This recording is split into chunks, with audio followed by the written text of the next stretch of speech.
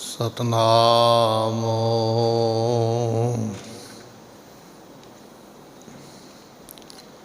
ਵਾਹਿਗੁਰੂ ਸਾਹਿਬ ਜੀ।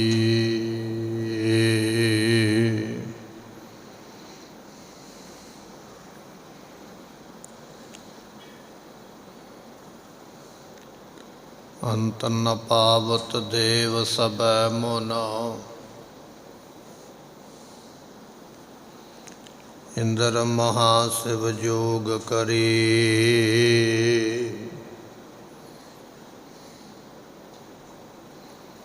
ਪੁਨ ਬੇਦ ਬਰੰਚ ਵਿਚਾਰ ਰਹਿਓ,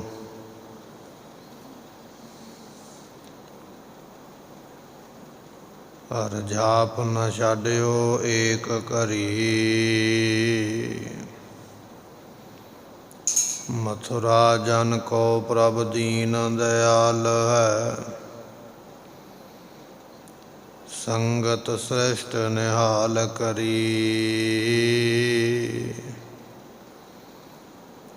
ਰਾਮਦਾਸ ਗੁਰੂ ਜਗ ਤਾਰਨ ਕੋ,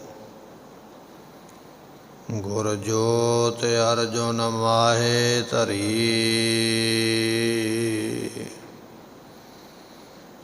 ਮੈਂ ਮੂਰਖ ਕੀ ਕੇਤਕ ਬਾਤ ਹੈ,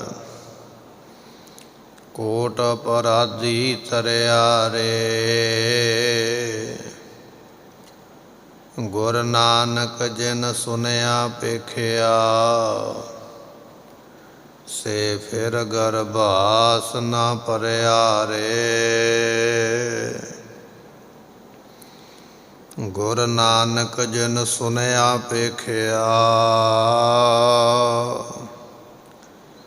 ਸੇ ਫਿਰ ਗਰਭਾਸ ਨ ਭਰਿਆ ਰੇ। ਸੁਖੋ ਟਲ ਗੁਰ ਸੇਵੀਐ, ਅਹਨਿਸ ਸਹਜ ਸੁਭਾਏ। ਦਰਸ਼ਨ ਪਰਸੈ ਗੁਰੂ ਕੈ, ਜਨਮ ਮਰਨ ਦੁਖ ਜਾਏ। ਹੋਵੈ ਸਿਫਤ ਖਸਮ ਦੀ, ਨੂਰ ਅਰਸੋਂ ਕੁਰਸੋਂ ਝਟੀਐ। ਤੁਧ ਡਿਠੇ ਸੱਚੇ ਪਾਤਸ਼ਾਹ, ਮਲ ਜਨਮ ਜਨਮ ਦੇ। ਤੁਧ ਡਿਠੇ ਸੱਚੇ ਪਾਤਸ਼ਾਹ, ਮਲ ਜਨਮ ਜਨਮ ਦੀ ਕਟੀਐ।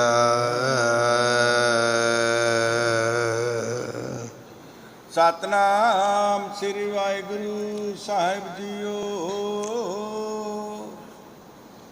ਰੋਵੇ ਰਾਜੇ ਕੰਨ ਪੜਾਏ, ਕਰ ਕਰ ਮੰਗੈ ਭੀਖਿਆ ਜਾਏ। ਰੋਵੈ ਕਿਰਪਨ ਸੰਚਹਿ ਧਨ ਜਾਏ। ਪੰਡਤ ਰੋਵੈ ਗਿਆਨ ਗਵਾਏ। ਰੋਵੈ ਰਾਜੇ ਕੰਨ ਪੜਾਏ। ਵਾਹਿਗੁਰੂ ਜੀ ਕਾ ਖਾਲਸਾ, ਵਾਹਿਗੁਰੂ ਜੀ ਕੀ ਫਤਿਹ। ਪਤਿਤ ਪਾਵਨ ਸਤਿਗੁਰੂ ਗਰੀਬ ਨਵਾਜ, ਜੁਗੋ ਜੁਗ ਅਟਲ ਗੁਰੂ ਗ੍ਰੰਥ ਸਾਹਿਬ ਜੀਆਂ ਦੀ ਪਾਵਨ ਪਵਿੱਤਰ ਹਜ਼ੂਰੀ ਦਾ ਆਨੰਦ ਮਾਣ ਰਹੀ ਗੁਰੂ ਕੀ ਸੰਗਤ। ਸਤਿਗੁਰੂ ਅੰਮ੍ਰਿਤ ਵੇਲੇ ਤੋਂ ਮਹਾਨ ਬਖਸ਼ਿਸ਼ ਕਰਦਿਆਂ ਹੋਇਆਂ ਸਤ ਸੰਗਤ ਦੇ ਸਮੇਂ ਦੇ ਨਾਲ ਸਾਨੂੰ ਨਿਵਾਜਿਆ ਹੈ। ਗੁਰੂ ਕੀ ਬਾਣੀ ਆਸਾ ਦੇ ਵਾਰ ਦੇ ਕੀਰਤਨ ਆਪ ਸੰਗਤਾਂ ਨੇ ਸਰਵਣ ਕੀਤੇ। ਸਤਿਗੁਰਾਂ ਦੀ ਬਖਸ਼ਿਸ਼ ਕੀਤੀ ਗੁਰਬਾਣੀ ਦੇ ਨਿਤਨੇਮ ਸਰਵਣ ਕਰਦਿਆਂ ਹੋਇਆਂ ਪਾਤਸ਼ਾਹ ਜੀਆਂ ਦੇ ਦਰਸ਼ਨ ਦਿਦਾਰੇ ਕਰਕੇ ਆਪ ਸੰਗਤਾਂ ਨੇ ਆਪਣਾ ਸਮਾਂ ਤੇ ਸਵਾਸ ਸਫਲੇ ਬਣਾਏ। ਇਸ ਵੇਲੇ ਸਤਿਗੁਰੂ ਜੀ ਲੜੀਵਾਰ ਕਥਾ ਦੇ ਅੰਦਰ ਸਾਨੂੰ ਦਾਤ ਬਖਸ਼ਿਸ਼ ਕਰ ਰਹੇ ਨੇ। 954 ਅੰਗ ਦੇ ਉੱਪਰ ਅੱਜ ਦਾ ਇਹ ਸ਼ਬਦ ਉਪਦੇਸ਼ ਮਹਾਰਾਜ ਬਖਸ਼ ਰਹੇ ਹਨ। ਆਓ ਆਪਣੇ ਧਿਆਨ ਨੂੰ ਟਿਕਾਈਏ, ਭਾਵਨਾ ਦੇ ਨਾਲ ਅੰਮ੍ਰਿਤ ਬਚਨ ਸਰਵਣ ਕਰੀਏ। ਮਿਲ ਕੇ ਆਖੀਏ ਸਤਨਾਮ ਸ੍ਰੀ ਵਾਹਿਗੁਰੂ ਸਾਹਿਬ ਜੀ। ਸਤਨਾਮ ਸ੍ਰੀ ਵਾਹਿਗੁਰੂ ਸਾਹਿਬ ਜੀਓ। ਰੋਵਹਿ ਰਾਜੇ ਕੰਨ ਪੜਾਏ। ਧੰਨ ਗਰੀਬ ਨਵਾਜ ਗੁਰੂ ਨਾਨਕ ਦੇਵ ਪਾਤਸ਼ਾਹ ਮਹਾਰਾਜ ਜੀ ਸੱਤ ਘਰਾਣੇ ਦੇ ਸ਼ਾਹੂਕਾਰ ਦੇ ਕੋਲ ਮਹਾਰਾਜ ਪਹੁੰਚੇ ਨਾ। ਭਾਈ ਮਰਦਾਨਾ ਜੀ ਕਹਿਣ ਲੱਗੇ, ਮਹਾਰਾਜ ਇਹ ਸ਼ਾਹੂਕਾਰ ਨੇ ਬੜੇ ਚੰਗੇ ਹੀ ਕਰਮ ਕੀਤੇ, ਵੇਖੋ ਕਿੰਨਾ ਸੁਖੀ ਹੈ। ਸਤਿਗੁਰੂ ਕਹਿਣ ਲੱਗੇ, ਭਾਈ ਮਰਦਾਨਾ ਜੀ ਇਸ ਦੁਨੀਆ ਵਿੱਚ ਕੇਵਲ ਨਾਮ ਜਪਣ ਵਾਲਾ ਸੁਖੀ ਹੈ, ਨਾਮ ਤੋਂ ਬਿਨਾਂ ਸਾਰੀ ਦੁਨੀਆ ਦੁਖੀ ਹੈ। ਭਾਈ ਮਰਦਾਨਾ ਜੀ ਕਹਿਣ ਲੱਗੇ, ਮਹਾਰਾਜ ਸ਼ਾਹੂਕਾਰ ਵੱਲ ਵੇਖ ਕੇ ਨਹੀਂ ਲੱਗਦਾ ਵੀ ਇਹਨੂੰ ਕੋਈ ਦੁੱਖ ਹੋਵੇਗਾ। ਸਤਿਗੁਰੂ ਕਹਿਣ ਲੱਗੇ, ਭਾਈ ਮਰਦਾਨਿਆ ਇਸ ਨੂੰ ਪੁੱਛ ਲੈ। ਜਦੋਂ ਪੁੱਛਿਆ ਤੇ ਉਹ ਸ਼ਾਹੂਕਾਰ ਰੋਣ ਲੱਗ ਪਿਆ। ਉਸ ਵੇਲੇ ਕਹਿਣ ਲੱਗਾ, ਮਹਾਰਾਜ ਮੇਰੇ ਵਰਗਾ ਦੁਖੀ ਕੋਈ ਨਹੀਂ ਹੈ। ਇਸ ਨੇ ਆਪਣੇ ਦੁੱਖ ਦੀ ਸਾਰੀ ਵਿਥਿਆ ਮਹਾਰਾਜ ਜੀ ਨੂੰ ਦੱਸੀ ਹੈ, ਜੋ ਪਿਛੇ ਕਥਾ ਦੇ ਵਿੱਚ ਆਪਾਂ ਇਸ ਦਾ ਪ੍ਰਸੰਗ ਸਰਵਣ ਕਰ ਆਏ ਹਾਂ। ਸਤਿਗੁਰੂ ਜੀ ਇਸ ਨੂੰ ਹੌਸਲਾ ਦੇਣ ਵਾਸਤੇ, ਦਿਲਾਸਾ ਦੇਣ ਵਾਸਤੇ ਕਹਿਣ ਲੱਗੇ, ਹੇ ਸ਼ਾਹੂਕਾਰ, ਇਸ ਦੁਨੀਆ ਦੇ ਉੱਪਰ ਵੱਡੇ ਵੱਡੇ ਰਾਜੇ ਮਹਾਰਾਜੇ ਪੈਗੰਬਰ ਹੋਏ ਨੇ, ਅਵਤਾਰ ਹੋਏ ਨੇ, ਉਹ ਵੀ ਦੁਨੀਆ ਵਿੱਚੋਂ ਰੋਂਦੇ ਹੀ ਇੱਥੋਂ ਜਾਂਦੇ ਹੋਏ ਲੋਕਾਂ ਨੇ ਵੇਖੇ ਹਨ। ਇਸ ਕਰਕੇ ਤੈਨੂੰ ਇੰਨਾ ਦਿਲ ਆਪਣਾ ਨਹੀਂ ਛੱਡਣਾ ਚਾਹੀਦਾ, ਇੰਨਾ ਦੁਖੀ ਨਹੀਂ ਹੋਣਾ ਚਾਹੀਦਾ, ਉਸਦੇ ਹੁਕਮ ਨੂੰ ਮੰਨਣਾ ਚਾਹੀਦਾ ਹੈ। ਸਤਿਗੁਰੂ ਪਾਤਸ਼ਾਹ ਮਹਾਰਾਜ ਸਾਹਿਬ ਜੀਆਂ ਨੇ ਉਸ ਵੇਲੇ ਬਚਨ ਕੀਤੇ, ਰੋਵੈ ਜਨਮੇਜਾ ਖੋਏ ਗਿਆ, ਏਕੀ ਕਾਰਨ ਪਾਪੀ ਭਇਆ, ਰੋਵੇ ਸੇਖ ਮਸਾਇਕ ਪੀਰ, ਅੰਤਕਾਲ ਮਤ ਲਾਗੈ ਭੀੜ। ਇਸ ਤਰ੍ਹਾਂ ਦਾ ਸ਼ਬਦ ਮਹਾਰਾਜ ਬਖਸ਼ਿਸ਼ ਕਰਦੇ ਪਏ। ਸਾਰਿਆਂ ਦੀਆਂ ਸਾਖੀਆਂ ਇਤਿਹਾਸ ਦੇ ਵਿੱਚੋਂ ਆਪਾਂ ਸਰਵਣ ਕੀਤੀਆਂ। ਅੱਜ ਜਿਵੇਂ ਅੱਗੇ ਮਹਾਰਾਜ ਕਿਰਪਾ ਕਰਦੇ ਉਹ ਸਤਿਗੁਰਾਂ ਦਾ ਉਪਦੇਸ਼ ਆਪਾਂ ਸਰਵਣ ਕਰ ਰਹੇ ਹਾਂ। ਰੋਵਹਿ ਰਾਜੇ ਕੰਨ ਪੜਾਏ। ਸਤਿਗੁਰੂ ਕਹਿਣ ਲੱਗੇ, ਵੱਡੇ ਵੱਡੇ ਰਾਜੇ ਜਿਨ੍ਹਾਂ ਨੂੰ ਕਿਹਾ ਜਾਂਦਾ ਗੋਪੀ ਚੰਦ ਵਰਗੇ, ਭਰਥਰੀ ਵਰਗੇ, ਇਹ ਜਿਹੜੇ ਸਿੱਧ ਸਨ ਗੋਰਖਨਾਥ ਦੇ ਚੇਲੇ, ਇਹ ਗੁਰਮੁਖੋ ਆਪਣੇ ਪਹਿਲੇ ਜੀਵਨ ਦੇ ਵਿੱਚ ਰਾਜੇ ਸਨ। ਜਦੋਂ ਇਹਨਾਂ ਨੇ ਗੋਰਖਨਾਥ ਦਾ ਪ੍ਰਚਾਰ ਸੁਣਿਆ, ਬੜਾ ਮਨ ਇਹਨਾਂ ਦਾ ਉਹਦੇ ਪ੍ਰਚਾਰ ਦੇ ਉੱਪਰ ਟਿਕ ਗਿਆ ਵੀ ਜੋ ਗੋਰਖਨਾਥ ਜੀ ਨੇ ਸਾਨੂੰ ਉਪਦੇਸ਼ ਦਿੱਤਾ ਸਾਡਾ ਭਲਾ ਕਰੇਗਾ। ਉਸ ਵੇਲੇ ਆਪਣੇ ਰਾਜ ਭਾਗ ਛੱਡ ਕੇ ਗੋਪੀ ਚੰਦ ਨੇ ਵੀ ਆਪਣਾ ਰਾਜ ਛੱਡ ਦਿੱਤਾ, ਭਰਥਰੀ ਜੀ ਨੇ ਵੀ ਆਪਣਾ ਰਾਜ ਛੱਡ ਕੇ ਆਪਣੇ ਪੁੱਤਰਾਂ ਨੂੰ, ਅੱਗੇ ਪਰਿਵਾਰਾਂ ਨੂੰ ਰਾਜ ਦੇ ਕੇ ਤੇ ਇਹ ਸਾਧੂ ਬਣ ਕੇ ਗੋਰਖਨਾਥ ਦੇ ਨਾਲ ਆ ਕੇ ਮਿਲ ਗਏ। ਜਦੋਂ ਕੁਝ ਸਮਾਂ ਵੇਖਿਆ ਵੀ ਗੋਰਖਨਾਥ ਦਾ ਉਪਦੇਸ਼ ਕਹਿਣਾ ਕੁਝ ਹੋਰ ਹੈ ਪਰ ਕਮਾਈ ਕੁਝ ਹੋਰ ਹੈ, ਇਸ ਤਰ੍ਹਾਂ ਦੇ ਕਈ ਜੋਗੀ ਆ ਕੇ ਗੋਰਖਨਾਥ ਦੇ ਚੇਲੇ ਬਣ ਜਾਂਦੇ। ਜਦੋਂ ਗੋਰਖਨਾਥ ਜਾਂ ਮਛੰਦਰਨਾਥ ਦਾ ਜੀਵਨ ਵੇਖਦੇ ਵੀ ਕੁਝ ਨਹੀਂ ਹੈ ਪੱਲੇ, ਕੇਵਲ ਸਵਾਹੀ ਮਲਣੀ ਹੈ, ਤੇ ਉਹ ਛੱਡ ਕੇ ਫਿਰ ਚਲੇ ਜਾਂਦੇ ਆਪੋ ਆਪਣੇ ਘਰਾਂ ਨੂੰ ਵੀ ਸਾਨੂੰ ਇਹ ਯੋਗ ਮਤ ਸਵੀਕਾਰ ਨਹੀਂ ਹੈ। ਉਸ ਵੇਲੇ ਗੋਰਖਨਾਥ ਨੇ ਫਿਰ ਇੱਕ ਨਵਾਂ ਤਰੀਕਾ ਲੱਭਿਆ ਹੈ ਕਿ ਇਹ ਸਾਰੇ ਮੈਨੂੰ ਛੱਡ ਕੇ ਚਲੇ ਜਾਂਦੇ, ਮੈਂ ਇਸ ਤਰ੍ਹਾਂ ਦਾ ਕੋਈ ਕੰਮ ਕਰਾਂ ਵੀ ਇਹ ਛੱਡ ਕੇ ਜਾ ਹੀ ਨਾ ਸਕਣ। ਉਸ ਵੇਲੇ ਗੋਰਖਨਾਥ ਨੇ ਇਹ ਗੱਲ ਕਹਿ ਦਿੱਤੀ ਕਿ ਜਿਸ ਨੇ ਮੇਰਾ ਚੇਲਾ ਬਣਨਾ ਹੈ ਉਸ ਨੂੰ ਕੰਨ ਪੜਵਾ ਕੇ ਇਹਦੇ ਵਿੱਚ ਬਲੌਰ ਦੀਆਂ ਮੁੰਦਰਾਂ ਪਾਉਣੀਆਂ ਪੈਣਗੀਆਂ, ਉਹ ਮੇਰਾ ਚੇਲਾ ਬਣੇਗਾ। ਸੋ ਗੋਰਖਨਾਥ ਦੇ ਚੇਲੇ ਬਣਨ ਵਾਸਤੇ ਇਹਦੇ ਚੇਲਿਆਂ ਨੇ ਉਸ ਵੇਲੇ ਆਪਣੇ ਕੰਨਾਂ ਵਿੱਚ ਛੇਦ ਕਰਵਾ ਕੇ ਤੇ ਮੁੰਦਰਾਂ ਪਾ ਕੇ ਜੋਗੀ ਬਣ ਗਏ। ਉਹ ਜੋਗੀ ਬਣਾਉਣ ਦਾ ਔਰ ਮੁੰਦਰਾ ਪਾਉਣ ਦਾ ਕਾਰਨ ਇਹ ਹੈ ਵੀ ਜੇ ਹੁਣ ਇਹ ਛੱਡ ਕੇ ਆਪੋ ਆਪਣੇ ਘਰਾਂ ਨੂੰ ਚਲੇ ਜਾਣਗੇ ਤੇ ਲੋਕ ਮਿਹਣਾ ਮਾਰਿਆ ਕਰਨਗੇ ਵੀ ਤੁਸੀਂ ਤੇ ਜੋਗੀ ਬਣੇ ਸੀ, ਸਾਧੂ ਬਣੇ ਸੀ, ਹੁਣ ਤੁਸੀਂ ਛੱਡ ਕੇ ਆ ਗਏ ਹੋ।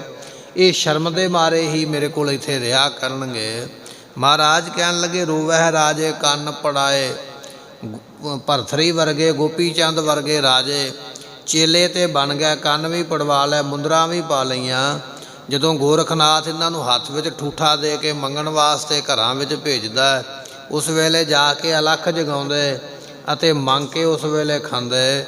ਇਹ ਰਾਜੇ ਰੋਂਦੇ ਪਏ, ਜਾਰੋ ਜਾਰ ਰੋਂਦੇ ਪਏ ਕਿੱਥੇ ਅਸੀਂ ਰਾਜੇ ਸੀ ਸੋਨਾ ਚਾਂਦੀ ਦਾਨ ਕਰਿਆ ਕਰਦੇ ਅਤੇ ਸਾਡੇ ਹੁਕਮ ਦੇਸ਼ ਦੇ ਉੱਪਰ ਚੱਲਿਆ ਕਰਦੇ। ਕਿੱਥੇ ਅੱਜ ਅਸੀਂ ਜੋਗੀ ਬਣੇ ਹਾਂ ਅਤੇ ਮੰਗਦੇ ਪਏ ਹਾਂ, ਮੰਗ ਮੰਗ ਕੇ ਖਾਂਦੇ ਪਏ ਹਾਂ। ਪਾਤਸ਼ਾਹ ਕਹਿਣ ਲੱਗੇ ਇਹ ਸ਼ਾਹੂਕਾਰ, ਇਹ ਦੁਨੀਆ ਹੈ ਹੀ ਐਸੇ ਤਰ੍ਹਾਂ ਦੀ ਹੈ। ਇੱਥੇ ਤੇ ਬੜੇ ਬੜੇ ਰਾਜੇ ਜਿਹੜੇ ਨੇ ਉਹ ਵੀ ਰੋਂਦੇ ਹੋਏ ਦੁਨੀਆ ਨੂੰ ਵੇਖੇ ਹਨ। ਜਿਸ ਤਰ੍ਹਾਂ ਕਿ ਆਪਾਂ ਸਾਖੀ ਸਰਵਣ ਕਰਦੇ ਹਾਂ, ਸ਼ਾਹਜਹਾਨ ਬਾਦਸ਼ਾਹ ਹਿੰਦੁਸਤਾਨ ਦਾ ਮਾਲਕ ਹੈ। ਜਦੋਂ ਔਰੰਗਜ਼ੇਬ ਨੇ ਕੈਦ ਵਿੱਚ ਪਾਇਆ ਤੇ ਉਸ ਵੇਲੇ ਖਾਣ ਨੂੰ ਕੁਝ ਮਿਲਦਾ ਨਹੀਂ, ਹੱਥ ਬੱਧੇ ਹੋਏ, ਹੱਥ ਕੜੀ ਲੱਗੀ ਹੋਈ ਹੈ ਤੇ ਖੇਤਾਂ ਦੇ ਵਿੱਚ ਪਸ਼ੂਆਂ ਦੇ ਵਾਂਗ ਛੋਲਿਆਂ ਦੀਆਂ ਡੱਡੀਆਂ ਮੂੰਹ ਵਿੱਚ ਪਾ ਕੇ ਤੇ ਖਾਂਦਾ ਪਿਆ ਹੈ। ਇਸ ਤਰ੍ਹਾਂ ਰੋਂਦਾ ਵੀ ਪਿਆ ਹੈ।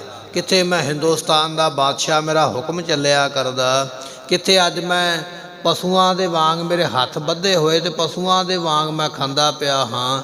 ਜਿਵੇਂ ਬੱਕਰੀ ਪੱਤੇ ਖਾਂਦੀ ਹੈ, ਛੋਲਿਆਂ ਦੇ ਬੂਟੇ ਦੇ ਕੋਲ ਜਾ ਕੇ ਉਸ ਦੀਆਂ ਡੱਡੀਆਂ ਨੂੰ ਖਾ ਜਾਂਦੀ ਹੈ, ਐਸੇ ਤਰ੍ਹਾਂ ਇਹ ਬਾਦਸ਼ਾਹ ਸ਼ਾਹਜਹਾਨ ਜਿਹੜਾ ਹੈ ਇਸ ਤਰ੍ਹਾਂ ਛੋਲਿਆਂ ਨੂੰ ਖਾਂਦਾ ਨਾਲੇ ਰੋਂਦਾ ਹੈ। ਪਾਤਸ਼ਾਹ ਕਹਿਣ ਲੱਗੇ ਭਾਈ ਐਸੀ ਦੁਨੀਆ ਹੈ, ਇੱਥੇ ਬੜੇ ਬੜੇ ਰਾਜੇ ਰੋਂਦੇ ਵੇਖੇ ਗਏ ਹਨ। ਘਰ ਘਰ ਮੰਗ ਹੈ ਭਿਖਿਆ ਜਾਏ। ਘਰਾਂ ਘਰਾਂ ਵਿੱਚ ਜਾ ਕੇ ਭਿਖਿਆ ਮੰਗਣੀ, ਦਾਨ ਮੰਗਣਾ। ਜਦੋਂ ਦਾਨ ਮੰਗਣਾ ਉਸ ਵੇਲੇ ਚੇਤਾ ਆ ਜਾਣਾ ਮੈਂ ਤੇ ਰਾਜਾ ਹਾਂ, ਮੇਰੇ ਕੋਲ ਤੇ ਰਾਜ ਭਾਗ ਹੈ, ਮੈਂ ਛੱਡ ਕੇ ਆਇਆ। ਅੱਜ ਮੈਨੂੰ ਦੋ ਪ੍ਰਸ਼ਾਦਿਆਂ ਵਾਸਤੇ ਹੱਥ ਅੱਡਣਾ ਪੈ ਰਿਹਾ, ਮੰਗਣਾ ਪੈ ਰਿਹਾ। ਐਸੇ ਰਾਜੇ ਰੋਟੀ ਵਾਸਤੇ ਭਿਕਸ਼ਾ ਮੰਗਦਿਆਂ ਹੋਇਆਂ ਰੋਂਦੇ ਹੋਏ ਦੁਨੀਆ ਨੇ ਵੇਖੇ ਹਨ। ਰੋਵੈ ਕਿਰਪਨ ਸੰਚ ਹੈ ਧਨ ਜਾਏ। ਮਹਾਰਾਜ ਕਹਿਣ ਲੱਗੇ ਕਿਰਪਨ ਨਾਮ ਗੁਰਮੁਖੋ ਕੰਜੂਸ ਦਾ ਹੈ, ਜਿਸ ਨੂੰ ਆਪਾਂ ਬੜਾ ਭਾਰੀ ਕੰਜੂਸ ਕਹਿ ਦਿੰਦੇ ਹਾਂ। ਕਹਿਣ ਲੱਗੇ ਕਿਰਪਨ ਕੰਜੂਸ ਬੰਦਾ ਜੇ ਧਨ ਇਕੱਠਾ ਕਰ ਲਵੇ ਤੇ ਉਹਦਾ ਧਨ ਕੋਈ ਚੁਰਾ ਕੇ ਲੈ ਜਾਵੇ ਜਾਂ ਕਿਤੇ ਹੇਰਾ ਫੇਰੀ ਠੱਗੀ ਵੱਜ ਜਾਵੇ ਤੇ ਉਹ ਕਿਰਪਨ ਬੰਦੇ ਕੰਜੂਸ ਫਿਰ ਬੜਾ ਰੋਂਦੇ ਨੇ। ਕਈ ਤੇ ਮਰ ਹੀ ਜਾਂਦੇ ਵੀ ਹਾਏ ਮਾਇਆ ਚਲੇਗੀ, ਇਹ ਸਾਡਾ ਕੀ ਬਣੇਗਾ। ਸਤਿਗੁਰੂ ਪਾਤਸ਼ਾਹ ਕਹਿਣ ਲੱਗੇ ਸੰਚਿਤ ਸੰਚਿਤ ਥੈਲੀ ਕਿੰਨੀ, ਇੱਕ ਇੱਕ ਪੈਸਾ ਜੋੜਦਿਆਂ ਜੋੜਦਿਆਂ ਬਹੁਤਾ ਧਨ ਇਕੱਠਾ ਕਰ ਲਿਆ, ਪਰ ਜੇ ਉਸ ਧਨ ਨੂੰ ਕੋਈ ਲੈ ਜਾਵੇ, ਚੁਰਾ ਕੇ ਖੋਹ ਕੇ ਲੈ ਜਾਵੇ ਤੇ ਫਿਰ ਉਹ ਕਿਰਪਨ ਕੰਜੂਸ ਹੀ ਜਾਣਦਾ ਹੈ ਵੀ ਉਹਦੇ ਉੱਪਰ ਕੀ ਵਾਪਰਦੀ ਹੈ। ਮਹਾਰਾਜ ਕਹਿਣ ਲੱਗੇ ਦੁਨੀਆ ਦੇ ਬੜੇ ਬੜੇ ਕੰਜੂਸ ਹੋਏ ਨੇ, ਪਰ ਉਹਨਾਂ ਕੰਜੂਸਾਂ ਦਾ ਜਦੋਂ ਧਨ ਕਿਤੇ ਚਲਿਆ ਜਾਵੇ, ਠੱਗੀ ਵੱਜ ਜਾਵੇ, ਐਸੇ ਕੰਜੂਸ ਵੀ ਦੁਨੀਆ ਨੇ ਰੋਂਦੇ ਹੋਏ ਵੇਖੇ ਹਨ। ਪੰਡਤ ਰੋਵੈ ਗਿਆਨ ਗਵਾਏ। ਵੱਡੇ ਵੱਡੇ ਪੰਡਤ ਜਿਨ੍ਹਾਂ ਨੇ ਵਿਦਿਆ ਦੀ ਪੰਡ ਚੱਕੀ ਹੋਈ ਹੈ, ਉਹ ਪੰਡਤ ਆਪਣੇ ਗਿਆਨ ਵਿੱਚ ਆਪੇ ਹੀ ਫਸ ਕੇ ਦੁਨੀਆ ਵਿੱਚ ਰੋਂਦੇ ਹੋਏ ਇੱਥੋਂ ਜਾਂਦੇ ਲੋਕਾਂ ਨੇ ਵੇਖੇ। ਗੁਰਮੁਖੋ ਇਹਦੇ ਤੇ ਉੱਪਰ ਇੱਕ ਸਾਖੀ ਗ੍ਰੰਥਕਾਰਾਂ ਨੇ ਲਿਖੀ ਹੈ ਕਿ ਇੱਕ ਬਹੁਤ ਵੱਡਾ ਪੰਡਤ ਜਿਸ ਨੇ 18 ਪੁਰਾਣ ਪੜ੍ਹੇ ਹੋਏ, ਵੇਦ ਪੜ੍ਹੇ ਹੋਏ, ਸਿਮਰਤੀਆਂ ਤੇ ਸ਼ਾਸਤਰ ਪੜ੍ਹੇ ਹੋਏ, ਗ੍ਰੰਥ ਬਹੁਤੇ ਪੜ੍ਹਿਆ, ਬੜਾ ਵੱਡਾ ਵਿਦਵਾਨ ਹੈ। ਇਸ ਦੇ ਮਨ ਵਿੱਚ ਮਾਣ ਆ ਗਿਆ ਵੀ ਮੇਰੇ ਵਰਗਾ ਵਿਦਵਾਨ ਕੋਈ ਨਹੀਂ ਹੈ। ਜਿਹੜੇ ਸ਼ਹਿਰ ਵਿੱਚ ਜਾਂਦਾ ਇਹ ਪਹਿਲਾਂ ਹੀ ਹੋਕਾ ਦਵਾ ਦਿਆ ਕਰਦਾ ਚੌਂਕੀਦਾਰ ਨੂੰ ਕਹਿ ਕੇ ਕਿ ਮੇਰੇ ਆਉਣ ਤੋਂ ਪਹਿਲਾਂ ਹੀ ਹੋਕਾ ਦੇ ਦਿਓ ਵੀ ਜਾਂ ਤੇ ਇਸ ਸ਼ਹਿਰ ਦੇ ਪੰਡਤ ਮੇਰੇ ਨਾਲ ਚਰਚਾ ਕਰਨ, ਆ ਕੇ ਵਿਚਾਰ ਕਰਨ।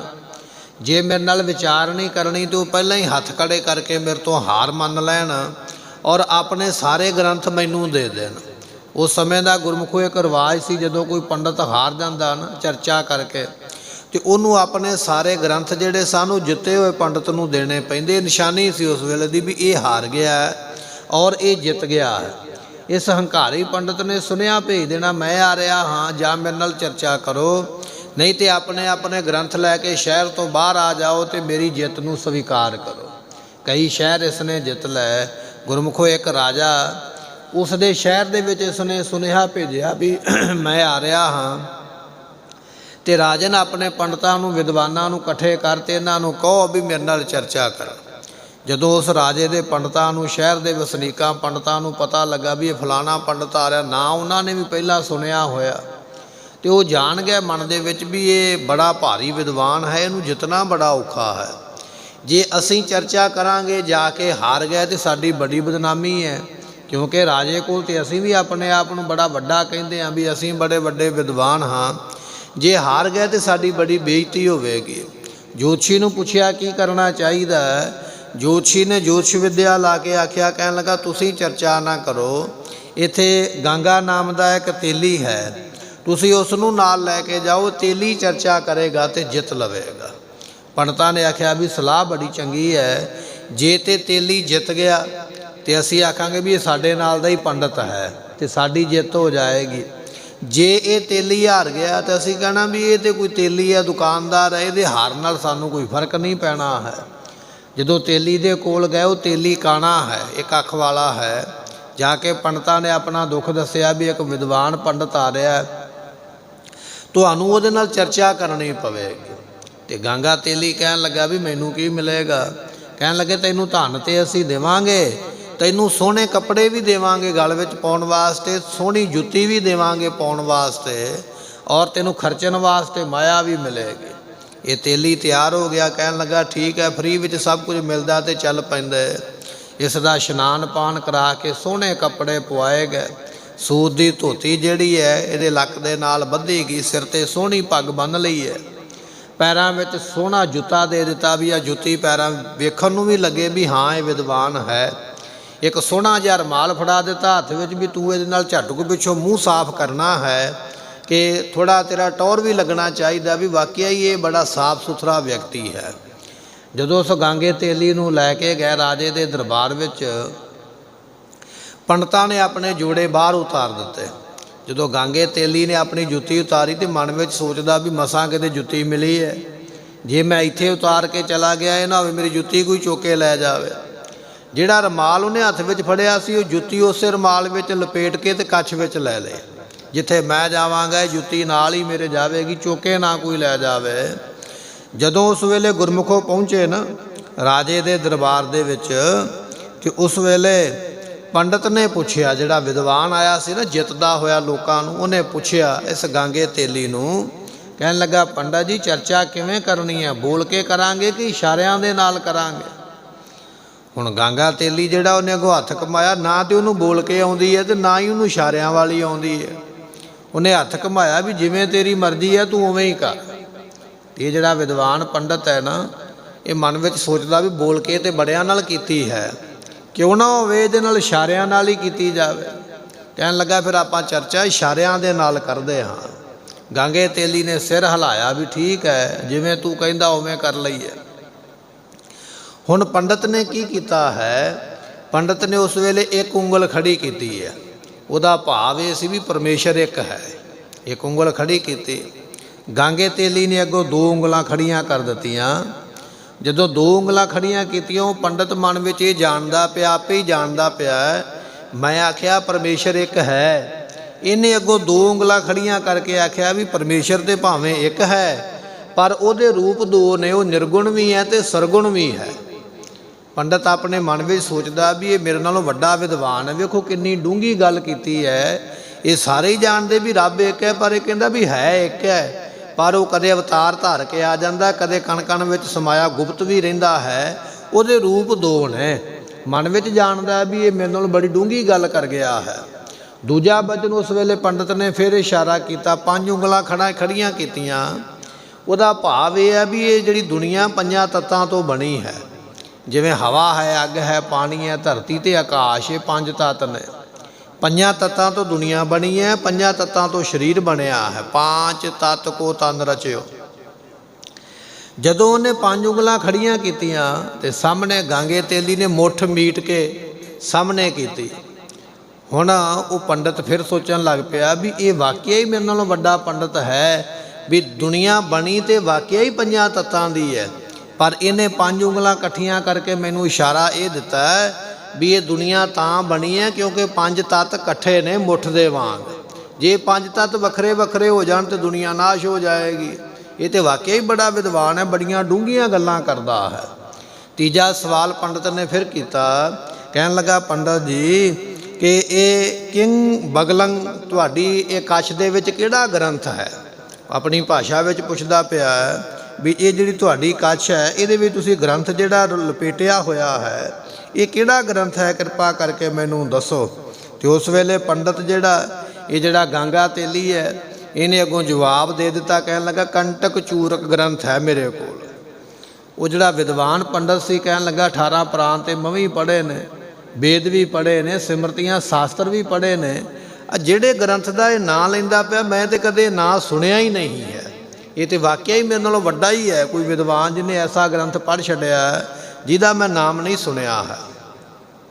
ਉਸ ਵੇਲੇ ਪੰਡਤ ਨੇ ਹੱਥ ਖੜੇ ਕਰ ਦਿੱਤੇ। ਵਿਦਵਾਨ ਨੇ ਕਹਿਣ ਲੱਗਾ ਜੀ ਮੈਂ ਆਪਣੀ ਹਾਰ ਜਿਹੜੀ ਹੈ ਨਾ ਸਵੀਕਾਰ ਕਰਦਾ ਹਾਂ। ਇਹ ਵਾਕਿਆ ਹੀ ਬੜਾ ਵੱਡਾ ਵਿਦਵਾਨ ਹੈ, ਇਹ ਜਿੱਤ ਗਿਆ ਹੈ। ਸਾਰਿਆਂ ਨੇ ਤਾੜੀ ਮਨਾਈ ਹੈ, ਖੁਸ਼ੀ ਮਨਾਈ, ਉਸ ਵੇਲੇ ਤਾੜੀ ਮਾਰੀ ਹੈ। ਪੁੱਛਿਆ ਪੰਡਤ ਨੂੰ, ਪੰਡਤ ਜੀ ਤੁਸੀਂ ਚਰਚਾ ਤੇ ਕੀਤੀ ਪਰ ਸਾਨੂੰ ਕੀ ਪਤਾ ਲੱਗਾ ਵੀ ਤੁਸੀਂ ਕਿਵੇਂ ਇਹ ਆਪਣੇ ਹੱਥ ਪੈਰ ਖੜੇ ਕਰਕੇ ਤੇ ਚਰਚਾ ਕਰ ਰਹੇ ਹੋ। ਵਿਦਵਾਨ ਪੰਡਤ ਕਹਿੰਦਾ ਵੀ ਮੈਂ ਉਂਗਲੇ ਖੜੀ ਕਰਕੇ ਆਖਿਆ ਸੀ ਰੱਬ ਇੱਕ ਹੈ, ਤੇ ਇਹਨੇ ਦੋ ਉਂਗਲਾਂ ਖੜੀਆਂ ਕਰਕੇ ਅੱਗੋਂ ਕਹਿੰਦਾ ਵੀ ਰੱਬ ਹੈ ਤੇ ਇੱਕ ਹੈ ਪਰ ਨਿਰਗੁਣ ਤੇ ਸਰਗੁਣ ਦੋ ਹੈ। ਮੈਨੂੰ ਗੱਲ ਬੜੀ ਚੰਗੀ ਲੱਗੀ ਹੈ। ਫਿਰ ਮੈਂ ਪੰਜ ਉਂਗਲਾਂ ਖੜੀਆਂ ਕਰਕੇ ਆਖਿਆ ਵੀ ਦੁਨੀਆ ਪੰਜਾਂ ਤੱਤਾਂ ਤੋਂ ਬਣੀ ਹੈ। ਇਹਨੇ ਮੁੱਠ ਮੀਟ ਕੇ ਅੱਗੋਂ ਇਹ ਗੱਲ ਕਹੀ ਹੈ ਵੀ ਉਹ ਪੰਜ ਤੱਤ ਇਕੱਠੇ ਨੇ ਤਾਂ ਦੁਨੀਆ ਬਣੀ ਹੈ। ਬਾਕੀ ਜਿਹੜੇ ਗ੍ਰੰਥ ਦਾ ਇਹਨੇ ਨਾਂ ਲਿਆ ਮੈਂ ਤੇ ਕਦੇ ਗ੍ਰੰਥ ਸੁਣਿਆ ਤੱਕ ਨਹੀਂ, ਇਸ ਕਰਕੇ ਮੈਂ ਤਾਂ ਹਾਰ ਮੰਨ ਲਈ ਹੈ ਵੀ ਇਹ ਮੇਰੇ ਨਾਲੋਂ ਵੱਡਾ ਵਿਦਵਾਨ ਹੈ। ਉਸ ਵੇਲੇ ਲੋਕ ਚਲੇ ਗਏ ਗਾਂਗੇ ਤੇਲੀ ਦੇ ਕੋਲ, ਕਹਿਣ ਲੱਗੇ ਤੇਲੀ ਸਾਹਿਬ ਤੁਸੀਂ ਵੀ ਅੱਗੋਂ ਜਵਾਬ ਦਿੱਤੇ ਨੇ, ਸਾਨੂੰ ਦੱਸੋ ਵੀ ਤੁਹਾਨੂੰ ਸਮਝ ਕੀ ਆਈ ਔਰ ਜਵਾਬ ਕੀ ਦਿੱਤੇ। ਜੋ ਸਿੱਧਾ ਜਿਹਾ ਵਿਚਾਰਾ ਵਿਅਕਤੀ ਹੈ ਕਹਿਣ ਲੱਗਾ ਵੇਖੋ ਜੀ ਮੇਰੀ ਇੱਕ ਅੱਖ ਹੈ, ਇਹਨੇ ਇੱਕ ਉਂਗਲ ਖੜੀ ਕਰਕੇ ਆਖਿਆ ਵੀ ਜਿਹੜੀ ਤੇਰੀ ਇੱਕ ਅੱਖ ਹੈ ਮੈਂ ਉਹ ਵੀ ਬਾਹਰ ਕੱਢ ਦਿਆਂਗਾ, ਤੇ ਮੈਂ ਅੱਗੋਂ ਦੋ ਉਂਗਲਾਂ ਖੜੀਆਂ ਕੀਤੀਆਂ, ਜੇ ਤੂੰ ਮੇਰੀ ਇੱਕ ਕੱਢੇਗਾ ਤੇ ਮੈਂ ਤੇਰੀਆਂ ਦੋਵੇਂ ਕੱਢ ਦਿਆਂਗਾ। ਮੈਂ ਤੇ ਇਹ ਜਵਾਬ ਇਸ ਨੂੰ ਦਿੱਤਾ ਹੈ। ਲੋਕ ਹੱਸਣ ਲੱਗ ਪਏ ਵੀ ਇਹ ਚਰਚਾ ਕੈਸੀ ਹੈ, ਉਹ ਰੱਬ ਦੀ ਗੱਲ ਕਰਦਾ, ਇਹ ਅੱਖਾਂ ਦੀ ਗੱਲ ਕਰਦਾ ਪਿਆ। ਕਹਿਣ ਲੱਗੇ ਚਲੋ ਦੂਜਾ ਸਵਾਲ ਕੀ ਸੀਗਾ ਤੇ ਤੁਸੀਂ ਜਵਾਬ ਕੀ ਦਿੱਤਾ ਹੈ। ਕਹਿਣ ਲੱਗਾ ਜੀ ਇਹਨੇ ਪੰਜ ਉਂਗਲਾਂ ਖੜੀਆਂ ਕਰਕੇ ਮੇਰੇ ਵੱਲ ਚਪੇੜ ਉਹ ਲੈ ਰਹੀ ਹੈ ਵੀ ਤੈਨੂੰ ਚਪੇੜ ਮਾਰਾਂਗਾ। ਮੈਂ ਆਖਿਆ ਜੇ ਤੂੰ ਮੈਨੂੰ ਚਪੇੜ ਮਾਰੇਗਾ ਤੇ ਮੈਂ ਮੁੱਠ ਮੀਟ ਕੇ ਆਖਿਆ ਤੇਰੇ ਅੱਗੋਂ ਘਸੁੰਨ ਮਾਰਾਂਗਾ। ਮੈਂ ਤੇ ਇਹਨੂੰ ਇਹ ਜਵਾਬ ਦਿੱਤਾ ਹੈ। ਸਾਰੇ ਜਾਣੇ ਬੜੇ ਹੈਰਾਨ ਨੇ। ਪੰਡਤ ਕੁਝ ਹੋਰ ਕਹਿੰਦਾ ਹੈ, ਇਹ ਗਾਂਗਾ ਤੇਲੀ ਕੁਝ ਹੋਰ ਕਹਿੰਦਾ ਪਿਆ ਹੈ।